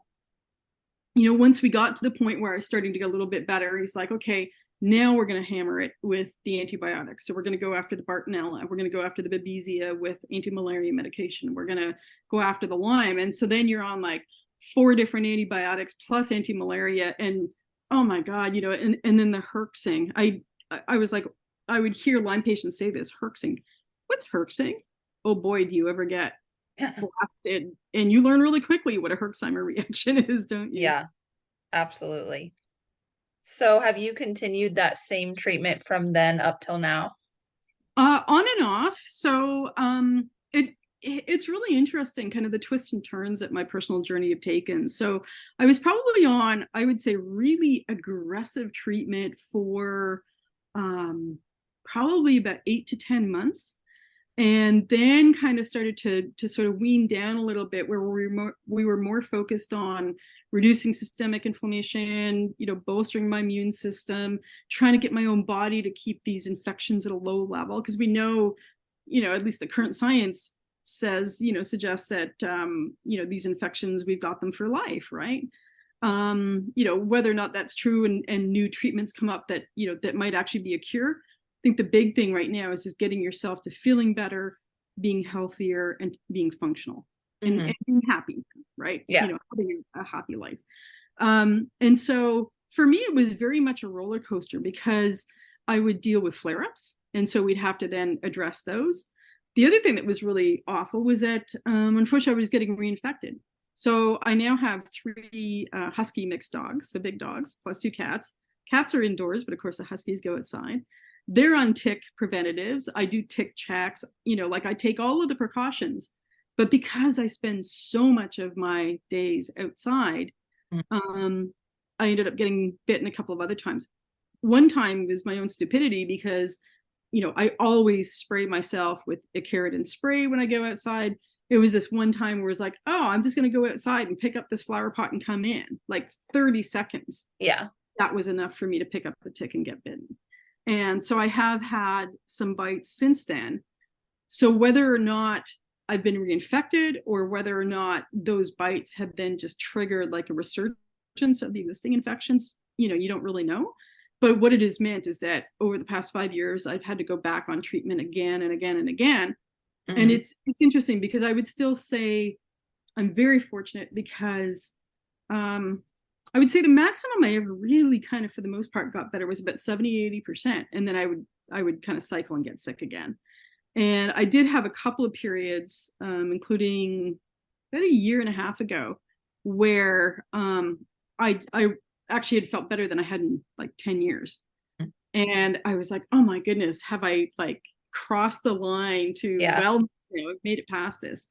And then I got sick again. And I think that's unfortunately one of the challenges, which is dealing with either the reinfection or just the resurgence of your chronic infections, right? But for the most part, like at least I've been functional. I've been able to work. I have to say I've spent a lot of time in the past 5 years where I felt really, really crappy. But I think what I have learned is that you don't ignore it, but I think you just have to soldier on. You have to get on with your life. It's very hard because Lyme and tick-borne diseases are very socially isolating. We talked about chronic illness, and I've got wonderful friends who care, but as you said, it's kind of old news, and people get to the point where they don't want to hear about it. I mean, I had people, who said to me, who knew what I was battling, and they're like, "Oh, but you look really good." And sometimes it depended on the person, but sometimes I'd say, "Hey, I might look great, but I feel like death warmed over right now, but I'm smiling my way through it." That's really hard because you can really, when you really need people's care, and I'm divorced now, and so I'm on my own, and it's a really lonely journey, and I don't think it helps us when we feel that isolation. I don't think that's a healthy way for us to exist, and so I think we need to find ways to kind of deal with that and kind of fill that void and to get the support when we need it. And I think that's where often the Lyme community comes in, is getting a lot of empathy from people who are also suffering. The other part of it that we haven't really talked about is I'm over $60,000 in debt to stay alive, and my retirement's gone. It has turned my future upside down. And I'm still dealing with it, and with interest rates the way they are, I'm worried about losing my house in a couple of years once I have to remortgage, right, if interest rates stay high. But you know what, you can't, I realize that I can't worry about it. I realize that I just have to say, what, it is what it is. It's my reality, and I'm just going to have to cross that bridge if and when I come to it. But I'm in a financial state, as are many, many Lyme patients, that we never chose. I mean, I have a colleague, a friend here in Ontario that I met recently, and she spent over $250,000 on treatment. It's awful.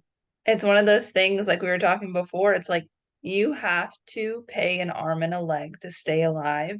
It's one of those things, it's not fair, but like at this point, there's really nothing to do about it besides just do it. Like you have to go into debt. You have to choose, oh, well, I'm not going to have this nice thing because I need to lay down $5,000 at the doctor this week, or I'm not going to get my treatment. Like, it's just one of those things. Like, I mean, maybe I should start playing the lottery. I don't know, because like, it's so expensive, and it just sucks that our public healthcare system can't take care of that. Exactly. So, well, to wrap it up, you go ahead. I was going to say, you just kind of, tweaked a thought, and I think this is kind of, should we say, like the next phase of the journey, which is I got to the point where it's like, I can't afford to treat anymore. And so I got really busy reading more and more of the science. And so it'd be like, okay, well, what botanicals can I take that are antimicrobial? And what other things can I take that will help to alleviate some of the inflammation? So then I started leaning heavily on functional mushrooms. And so I've done a lot of learning myself, and for better or for worse, I've basically become my own doctor, because I couldn't, with $250 for an appointment, I couldn't afford to, to see my functional medicine doctor more than, 3 or 4 times a year. And then even the supplements, I mean, the supplements and the treatment at one point were costing me about $1,700 a month. I didn't have the money for it. I had to go into debt for this. And so it's also kind of forced me to get creative and say, okay, well, what are the other treatment modalities that we might have? Because we know there's a whole slew of different things that we can do out there. One thing I want to mention, because it was actually you guys who put me onto this, and it has been a really important step in my recovery. I'm going to qualify that by saying I'm only just coming off feeling like death warmed over from a resurgence of babesia. So the species of babesia we have here in Eastern Ontario, Babesia otocoilii, is very treatment resistant. And it is now as common as Lyme and Anaplasma in our area. So it's all over the place. And so I did have to go back on anti-malaria medication, which did not make me feel good, but I'm finally starting to get back on my feet. But yeah, so I've, for the most part, have kind of backed off of treatment and have become very selective of what botanicals and what supplements that I actually do take, because I've got a very limited budget right now. And I'll kind of cycle through certain things. So I'll often go to like Bill Rawls' book to see, what are some herbs that I can use. I've gone to other sources. But it was really interesting because back in, when was it? I want to say it was back in maybe about February or something like that of this year. I was really, really sick. So I have chronic gut issues, which is pretty normal for most people with chronic tick-borne diseases, right? Because your whole immune system is messed up, and most of us have food sensitivities and leaky gut. And I was actually diagnosed with late onset Crohn's disease when I was in my early 40s. So that was my third autoimmune disease. When I was doing my master's degree in the early 90s, I was diagnosed with chronic fatigue syndrome before it was kind of a known entity, and really, really sick for a couple of years with that. Ever since I was diagnosed with late onset Crohn's, I've had these food sensitivities. They were pretty low level, and because it was late onset Crohn's, the symptoms aren't as bad, and I was just managing through diet, no medication. Anyways, the whole food sensitivity thing and the gut issues got really bad during treatment, especially when you're on antibiotics and all this stuff. And anyways, so I had gotten my gut issues got really bad this past winter, to the point where I thought, man, I'm going to end up in hospital. Like, I got to the point where it wasn't just gluten and dairy. I couldn't eat a single food without reacting to it. And I thought, I can't eat anymore. Like, what's going on? Am I going to end up in the ER? Am I going to end up in the hospital and losing part of my bowel because this whole disease has gone crazy because of my immune issues? So I was lying in bed this one Friday because I was so sick I couldn't work. And I was listening to you guys. And you guys had Ben Ahrens on. And so we were talking about the neural retraining and kind of the whole, limbic system involvement in tick-borne illnesses. And it was really interesting because for some reason, about 2 weeks before I listened to your podcast with Ben, I'd been reading actually about the whole kind of neurobiology and the neurological and the limbic system involvement in Lyme disease. But I had originally gotten into it because I had a couple of friends who had long haul COVID. And as I started to read the science, I started to realize that chronic Lyme and long haul COVID are basically the same disease. They're post-infection inflammatory syndromes that affect, to a very large degree, your nervous system, right? And so I started to read about how the infection causes systemic inflammation. It crosses the blood-brain barrier. It inflames your brain. When your brain is inflamed and you get stuck in sympathetic dominance or sympathetic overdrive, it creates more inflammation in your body, and you get stuck in this positive feedback loop of inflammation, which explains the chronic gut issues. Like, most of my symptoms from chronic Lyme now are cognitive and neurological. And, to the point where my short-term memory is shot, and and I've got sort of like some pre-dementia symptoms, which are really frightening, at the age of 58. And so I listened to the podcast with Ben Ahrens, and I'm like, I've just been reading about this in the science. Oh my goodness. And so I got onto Ben's website and I started to read more. And I really loved how Ben talked about the science behind it. It wasn't just, hey, I, tried this and tripped over or whatever, but he got into the science. I watched his TED Talk. And I went, oh my goodness. So I got onto his website and I signed up for Reorigin. And that's been a really, really important step for me. And I have to say, it's one of the things that, had I known about this aspect of chronic disease, and especially chronic tick-borne illnesses, had I known then, early in my condition, what I know now, I probably would have migrated away from supplements and gone on to the neural retraining a lot sooner. Mhm. That's awesome. I love that you shared that, and just kind of even sharing how helpful the Tick Bootcamp podcast has been to all of us. And sometimes you'll be Enormous. listening and you'll hear a little thing, you're like, wait, that's a thing, or oh, I forgot about that. It's just kind of, I just love this community.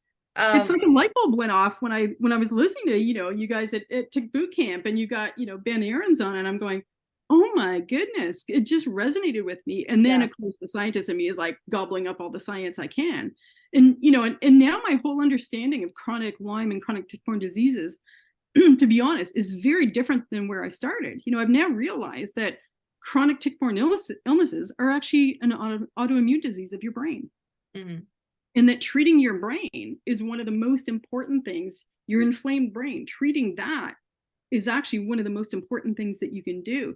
I'm not saying that there isn't a role for antibiotics or anti-malaria or anything else, but the other thing that I've learned too is the fact that 70 to 80% of our immune system sits in our gut. So Yeah. if we're constantly taking antibiotics for tick-borne infections, bacterial infections like Borrelia, what is that doing to our gut? And are we kind of shooting ourselves in the foot because Exactly. we're harming our gut and our immune system by taking the antibiotics? We're kind of stuck between a rock and a hard place there. Am I Yeah. saying don't ever take antibiotics? Absolutely not. There's most definitely a time and a place for antibiotics.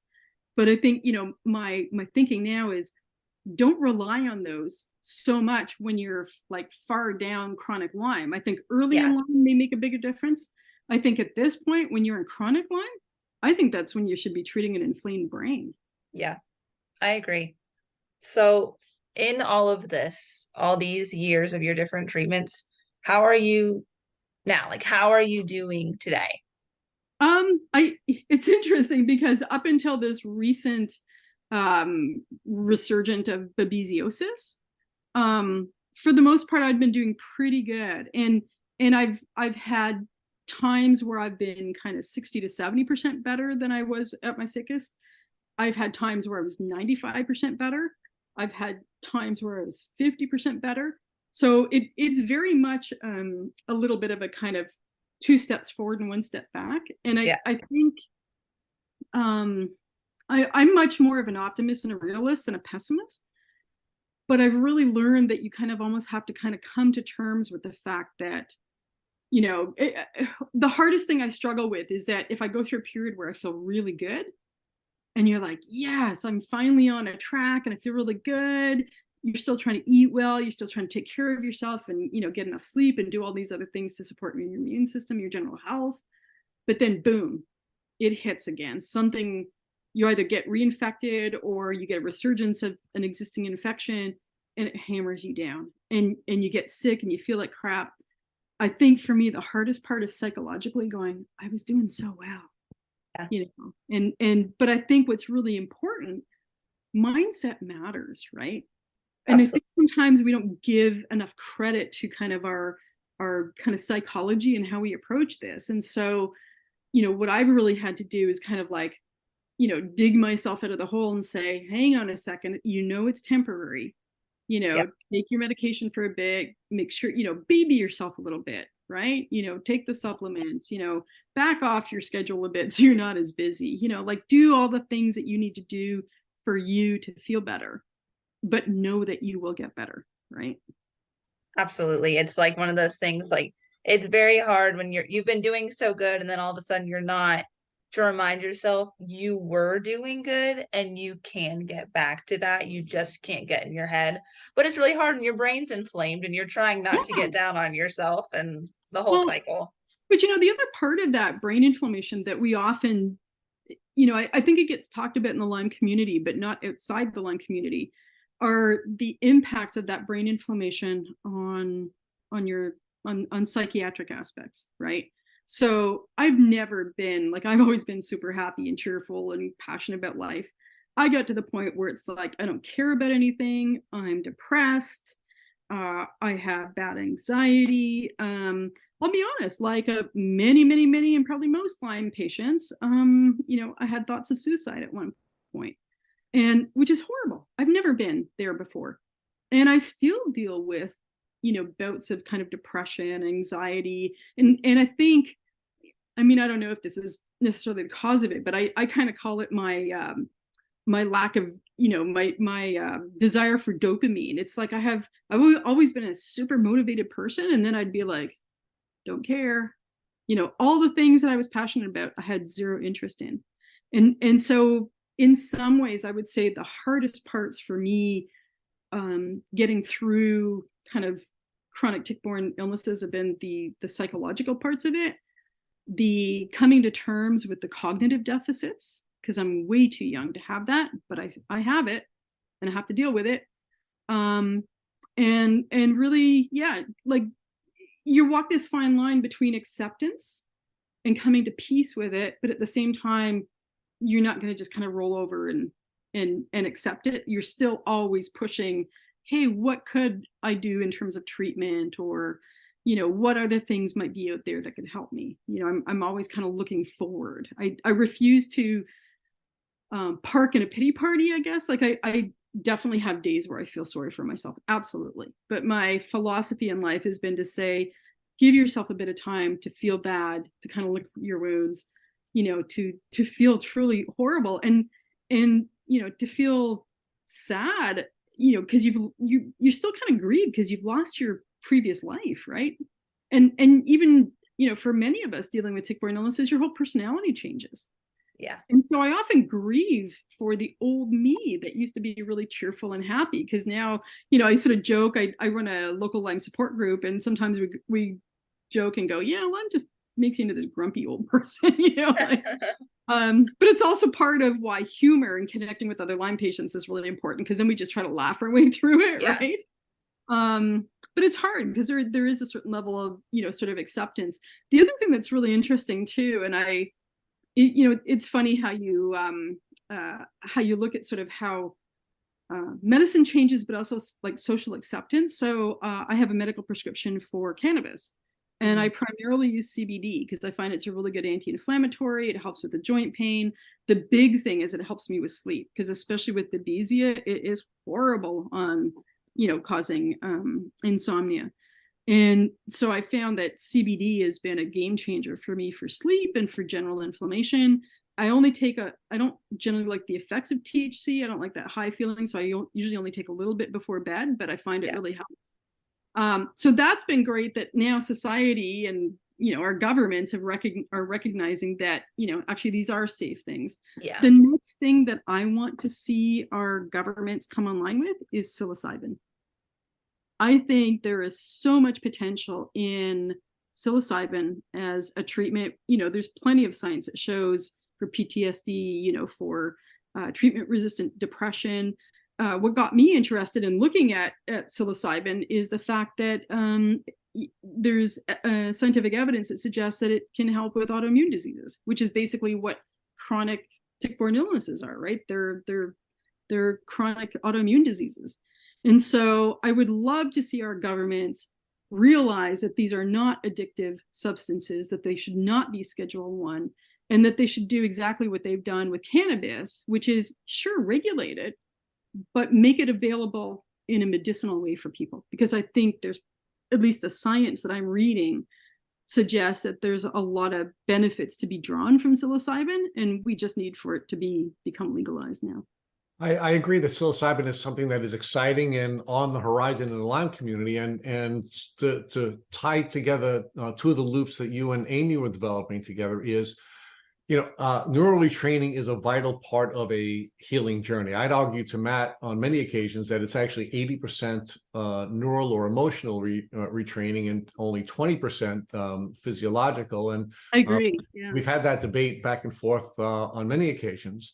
But one of the challenges that we have with neural retraining is that when you begin that process too early, it feels overwhelming. I've had many folks tell me, I was so sick, there's no way I could have done something else, right? Right. So I think what may sort of fill that gap sort of as an early treatment is psilocybin. And because I think if we were using psilocybin and having that neural retraining occur as a result of using the psilocybin, along with some of the treatment protocols that you're using to deal with the infection, you may have the dual benefit. But of course, there's got to, we're going to have to do that research. And the good news is that, we've shared with our community on a number of occasions is there are many experts in the Lyme community that are looking at these psychedelics. And major universities have been funded with studies, including Johns Hopkins and Harvard and Yale, with here in the U.S. with research dollars for the psychedelics. So it is something we should keep an eye on. It's something we should be prepared to use, and we're going to advocate, right? So if you have a voice, whether it's government or medical community or whatever, but if there's ways to to advocate for for psilocybin to be accepted as a medical treatment, if those opportunities exist to advocate, go for it, help to push, right? Yeah, and it is important to understand that at least from the standpoint of what we've seen here at Tick Boot Camp, is there really is a pattern to healing, at least people who are successfully healing, right? And there is this process of a prehabilitation where you have to prepare yourself physically and emotionally for this healing journey. And perhaps that's a stage where we begin to deal with the neural retraining elements of that healing journey, that we go through a process of aiding our body, aiding our immune system with killing the bugs. And I think you did a beautiful job, the two of you, with describing the importance of getting your immune system the aid it needs and not just killing everything, because it really is the immune system that wins the day. We then have to go through a process of rehabilitation, right? And that rehabilitation process is one where we can then maybe spend more time doing more hardcore neural retraining, so that we no longer have the brain that we needed to have in order to be able to get us through this battle of illness. And then, of course, we have to get to a stage where we're maintaining all the gains that we've made, and we have in our toolbox the tools we need to prevent ourselves from having the relapses that are a part of the journey. And again, Dr. Ball, you've done a beautiful job of sharing with us how you've had to deal with this maintenance element of healing, right? So we actually call that our PARM or Parmesan, framework, where we have these traditional steps, and the two of you really did a beautiful job of outlining that part of the journey. So now let's go to the beautiful elements of Lyme, because we do have to connect with our folks and acknowledge that it sucks to go through a Lyme disease journey. It really does suck, and it's not something that anyone would want to do. But then, of course, it's not something you would give up either, because there are so many beautiful elements to this journey, and it is really powerful to strip away all of these things that our culture and our educational system and our government system put on us, and become a pure version of ourselves. It's really powerful to understand who we are and what our God-given gifts are and what our purpose is in life. And when you go through a Lyme disease journey, you are put in a position where you learn all of that in a way that you wouldn't otherwise. So, Dr. Ball, you have written a book, and in this book, you are trying to give folks an outline of many of the things that you've learned, so that they would not have to go on this journey. So, talk to us about how this journey has been transformational for you, how you've learned more about who you are and what God-given gifts you have, and how you are now going to serve the world differently than you would have had you not gone on a Lyme disease journey.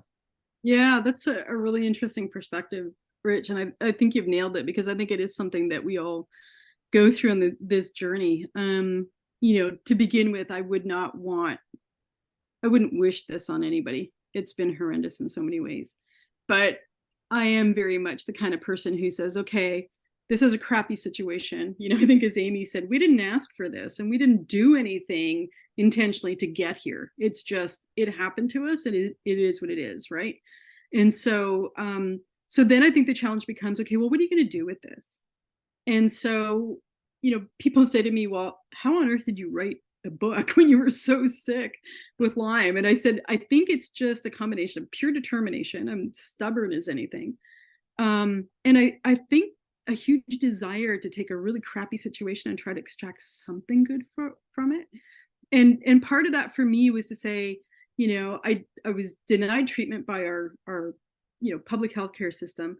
I had to go to the science and actually read the peer-reviewed science to understand these diseases and how to treat them. I'm fortunate, I'm very privileged to have a science background. How can I use that science background, take that information and distill it into a way that I could share it with somebody else and it would help them? And so, I'd started to kind of think about this, and I thought, geez, it'd be really cool to write a book. And if I wrote a book, I'd write it in a way that my mother could have understood it, right? And then hilariously, I just out of the blue hear from Firefly Books, the publishing company. I'm like, how'd you like to write a book about Lyme disease? I'm like, are you kidding me? Like, did somehow the universe kind of, answer sort of this thought that I had? And so that's what we did. So I worked with a publisher on this. They were wonderful about it. And I really did write it from the perspective of wanting it to be like a primer of Lyme disease and tick-borne illnesses.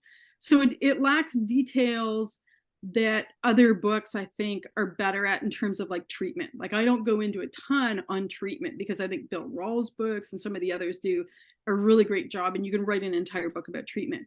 What I wanted to do was to kind of give people sort of a bit more to like the 30,000 foot altitude view of Lyme and tick-borne diseases. So what are they? They're, bacterial diseases, and in the case of Babesia, it's not a bacterial disease. You can't treat it with antibiotics, right? So for people to understand, what these things are that they may be battling, what are some of the, how do you test for it? What do you do if you're bitten? How do we prevent a bite, or how do we at least, minimize the chance of a bite?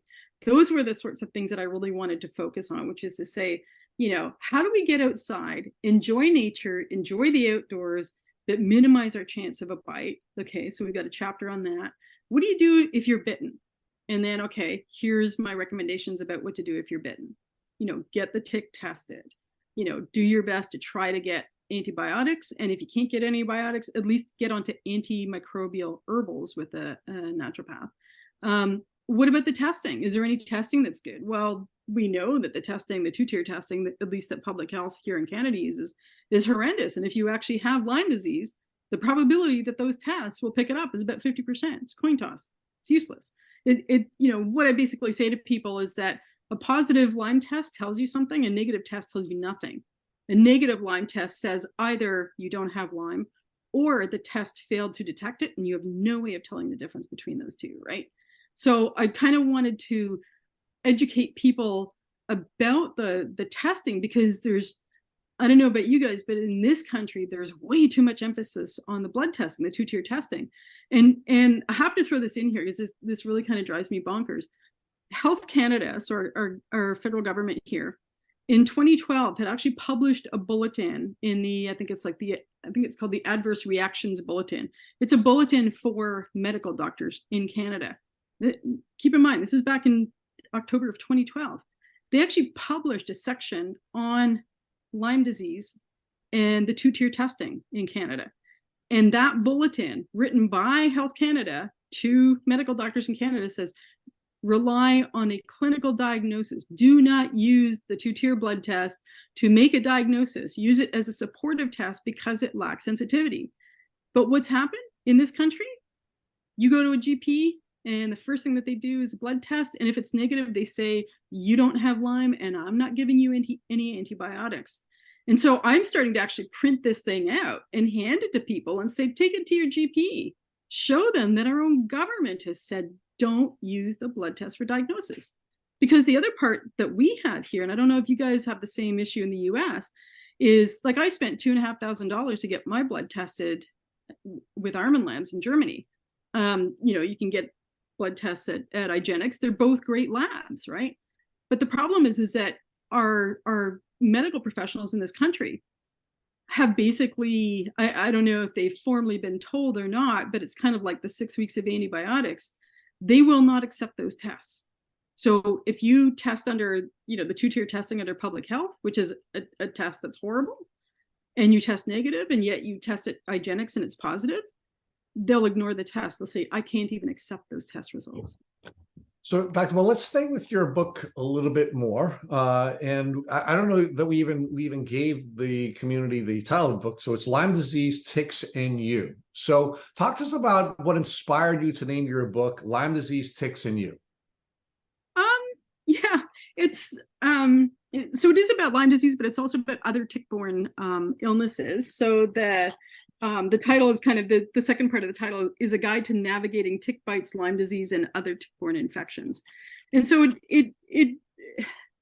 I wanted, as I say, I wanted this book to be kind of a primer of tick-borne diseases to help people. At the same time, I wanted it, we sort of wanted a title that was a little bit more something that would interest the general public, as opposed to something that sounded very like scientific and technical. Because I've done my best to write the book so that people with zero scientific background could understand it. As I say, I tried to write it so that my mother could have understood. And that's important, right? Because one of the things that we understand here, we've talked about a little bit earlier, and which is why I think you were uniquely positioned to write this book, which is it's important that we have a relationship with nature. It's important that we get outside, and it's important certainly during the prehab phases of our healing journey, but I think during every phase of our healing journey, to be outside and to connect with nature, right? And that was something that you did from the day that you were born, or certainly the day you were mobile when you turned 2 years old, right? You also had a passion for photography. You also have advanced degrees in biology. And you brought together all of your education, all of your experiences, and all of your various passions, and you brought it to a book that was written both for people who have Lyme disease and people who will hopefully avoid Lyme disease, right? And you are uniquely positioned to do that because of all of the experiences that you had and all of the gifts that God had given you up until the time that you had gotten sick. So talk to us a little bit more about how you wrote this in a way that would encourage people to continue to have a healthy relationship with nature, but also to be safe in nature, something you were not, without necessarily having to be a scientist. Because I think what has a lot of people concerned about keeping themselves healthy is that they're not scientists and they don't have scientific aptitude, yet they really don't need that in order to protect themselves from being exposed to Lyme disease. And you've taught them how to do that in this book. Absolutely. And I think that's a really important point, Rich, is that you don't have to be a scientist to prevent a tick bite or to even sort of navigate, Lyme disease and these tick-borne illnesses. It's really about identifying some key steps that we can take that can minimize our risk of a bite, build some awareness. It's like even here in Eastern Ontario, I treat my dogs 12 months of the year for, with the tick preventative. Sure, it can go down to minus 30, 35 degrees Celsius here, but we can also go up to say plus 10 in February in the wintertime. So you can be walking in the forest on a day where temperatures are above freezing and you can still get a tick bite in the winter. Absolutely. So I want people to understand these things so that part of it too is it's filling a gap because, and I don't mean this in a disrespectful way, but the public generally looks to our medical system for guidance and information. But when it comes to tick-borne diseases, all the information that they're giving out is wrong. And people are getting harmed as a result. And so I wanted this book to kind of fill that gap to say, I want you to have some basic knowledge so you can go out in nature, have fun, do it safely. And if unfortunately you are bitten, here are the steps that you can take to hopefully avoid what I've had to deal with.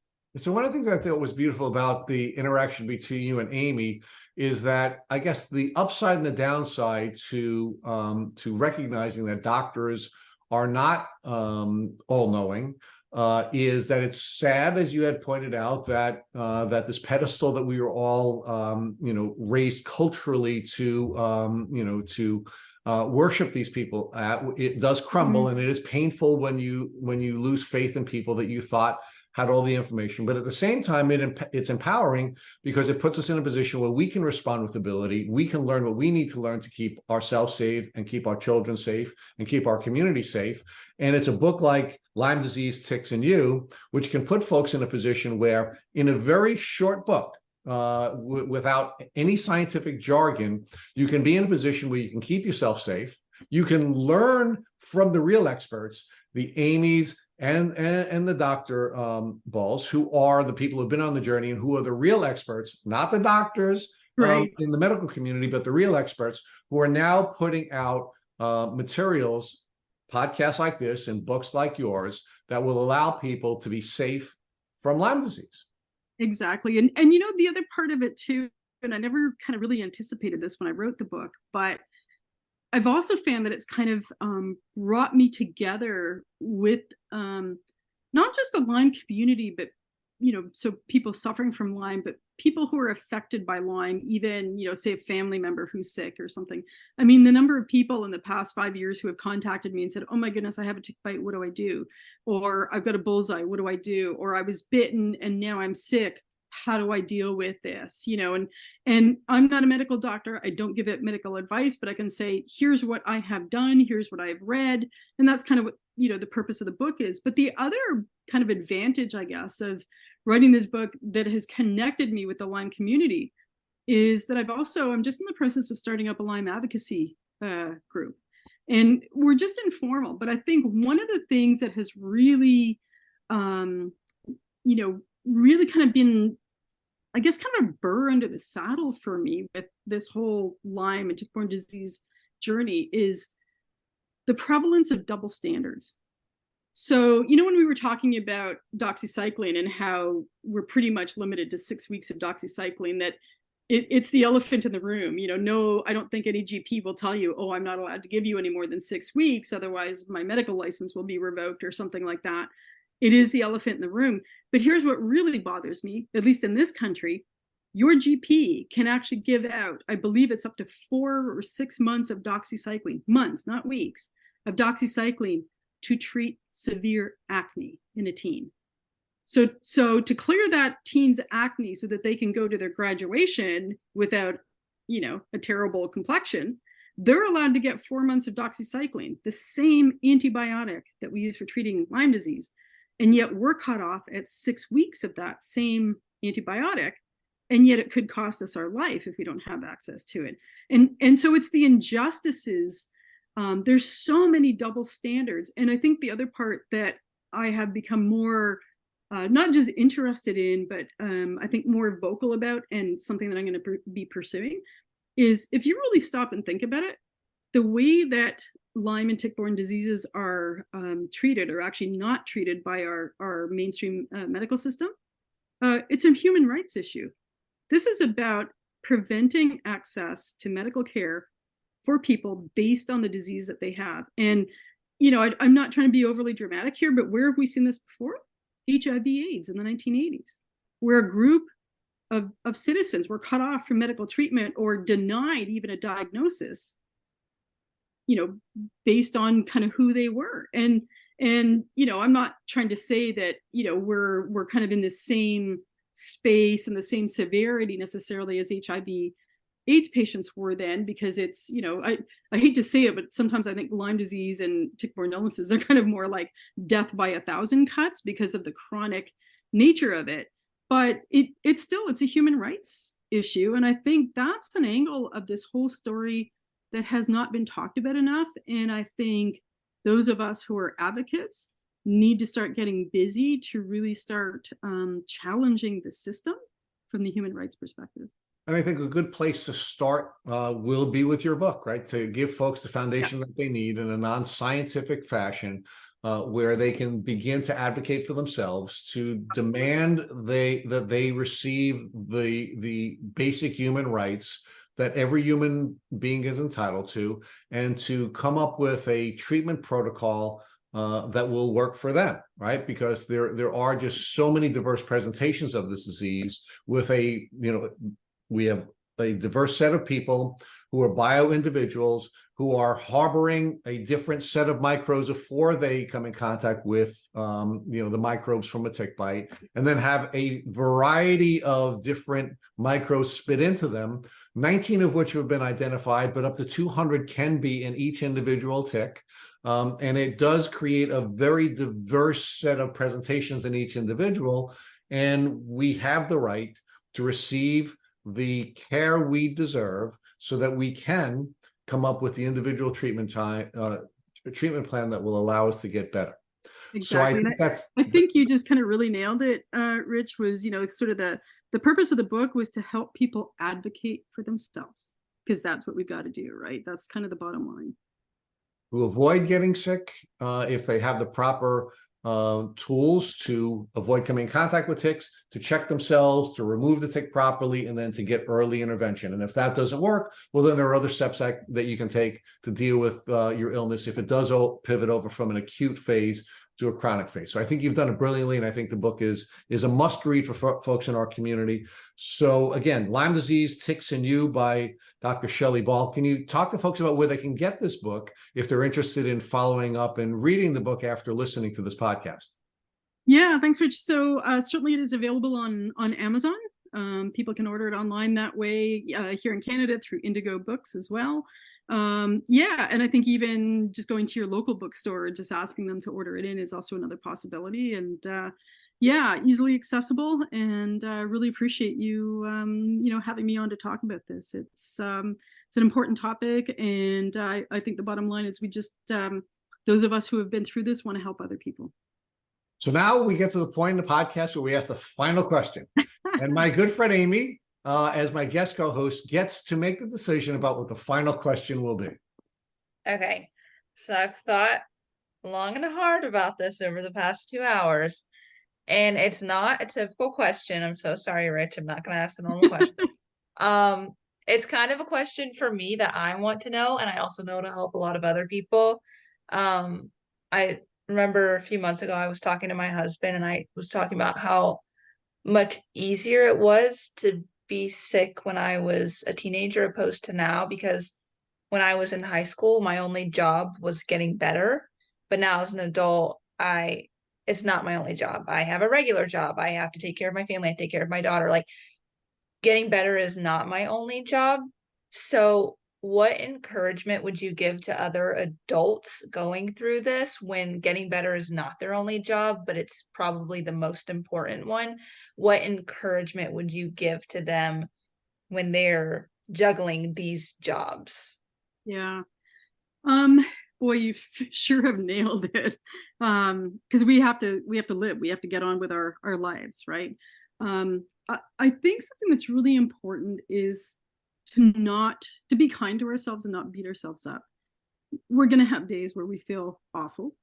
Yeah. And we have to acknowledge that. And I think we have to be empathetic to ourselves in a sense, to acknowledge that we feel crappy, and it's okay to feel crappy, and it's okay to feel sorry for ourselves sometimes, and, to be a little bit depressed, but that, I think, as you said, we've got so many responsibilities in life, and that we've got to, find that way to keep moving forward, and to pick ourselves up and dust ourselves off, and to maintain optimism, to know that it's hard because treatment for tick-borne diseases is so individual, right? What works for me may not work for you. So just because you try something it doesn't work doesn't mean there aren't other tools for you to use.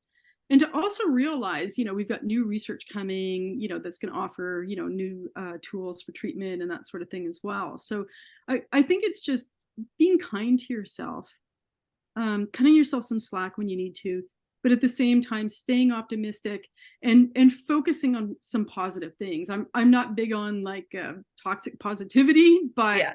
At the same time, I think there's absolutely a necessity for looking forward to the future, and building things into your life that you will look forward to, and spending time with your family, booking that family trip. Don't ever think that those things aren't ever possible again. Say if you were a big traveler before, and then you got sick, and you just feel like you can't do it. You will get there. And I think we just have to stay optimistic and be kind to ourselves too. That is a perfect way to end this podcast, with a perfect question, Aimee. It was certainly much better than the question I would have asked. So thank you both for spending so much time with us here at Tick Boot Camp, and thank you for sharing your journeys with the folks who are a part of our community. Well, thank you so much for having me on. I really appreciate it. And I just want to say how much I absolutely love what you guys do, and I'm so grateful for it.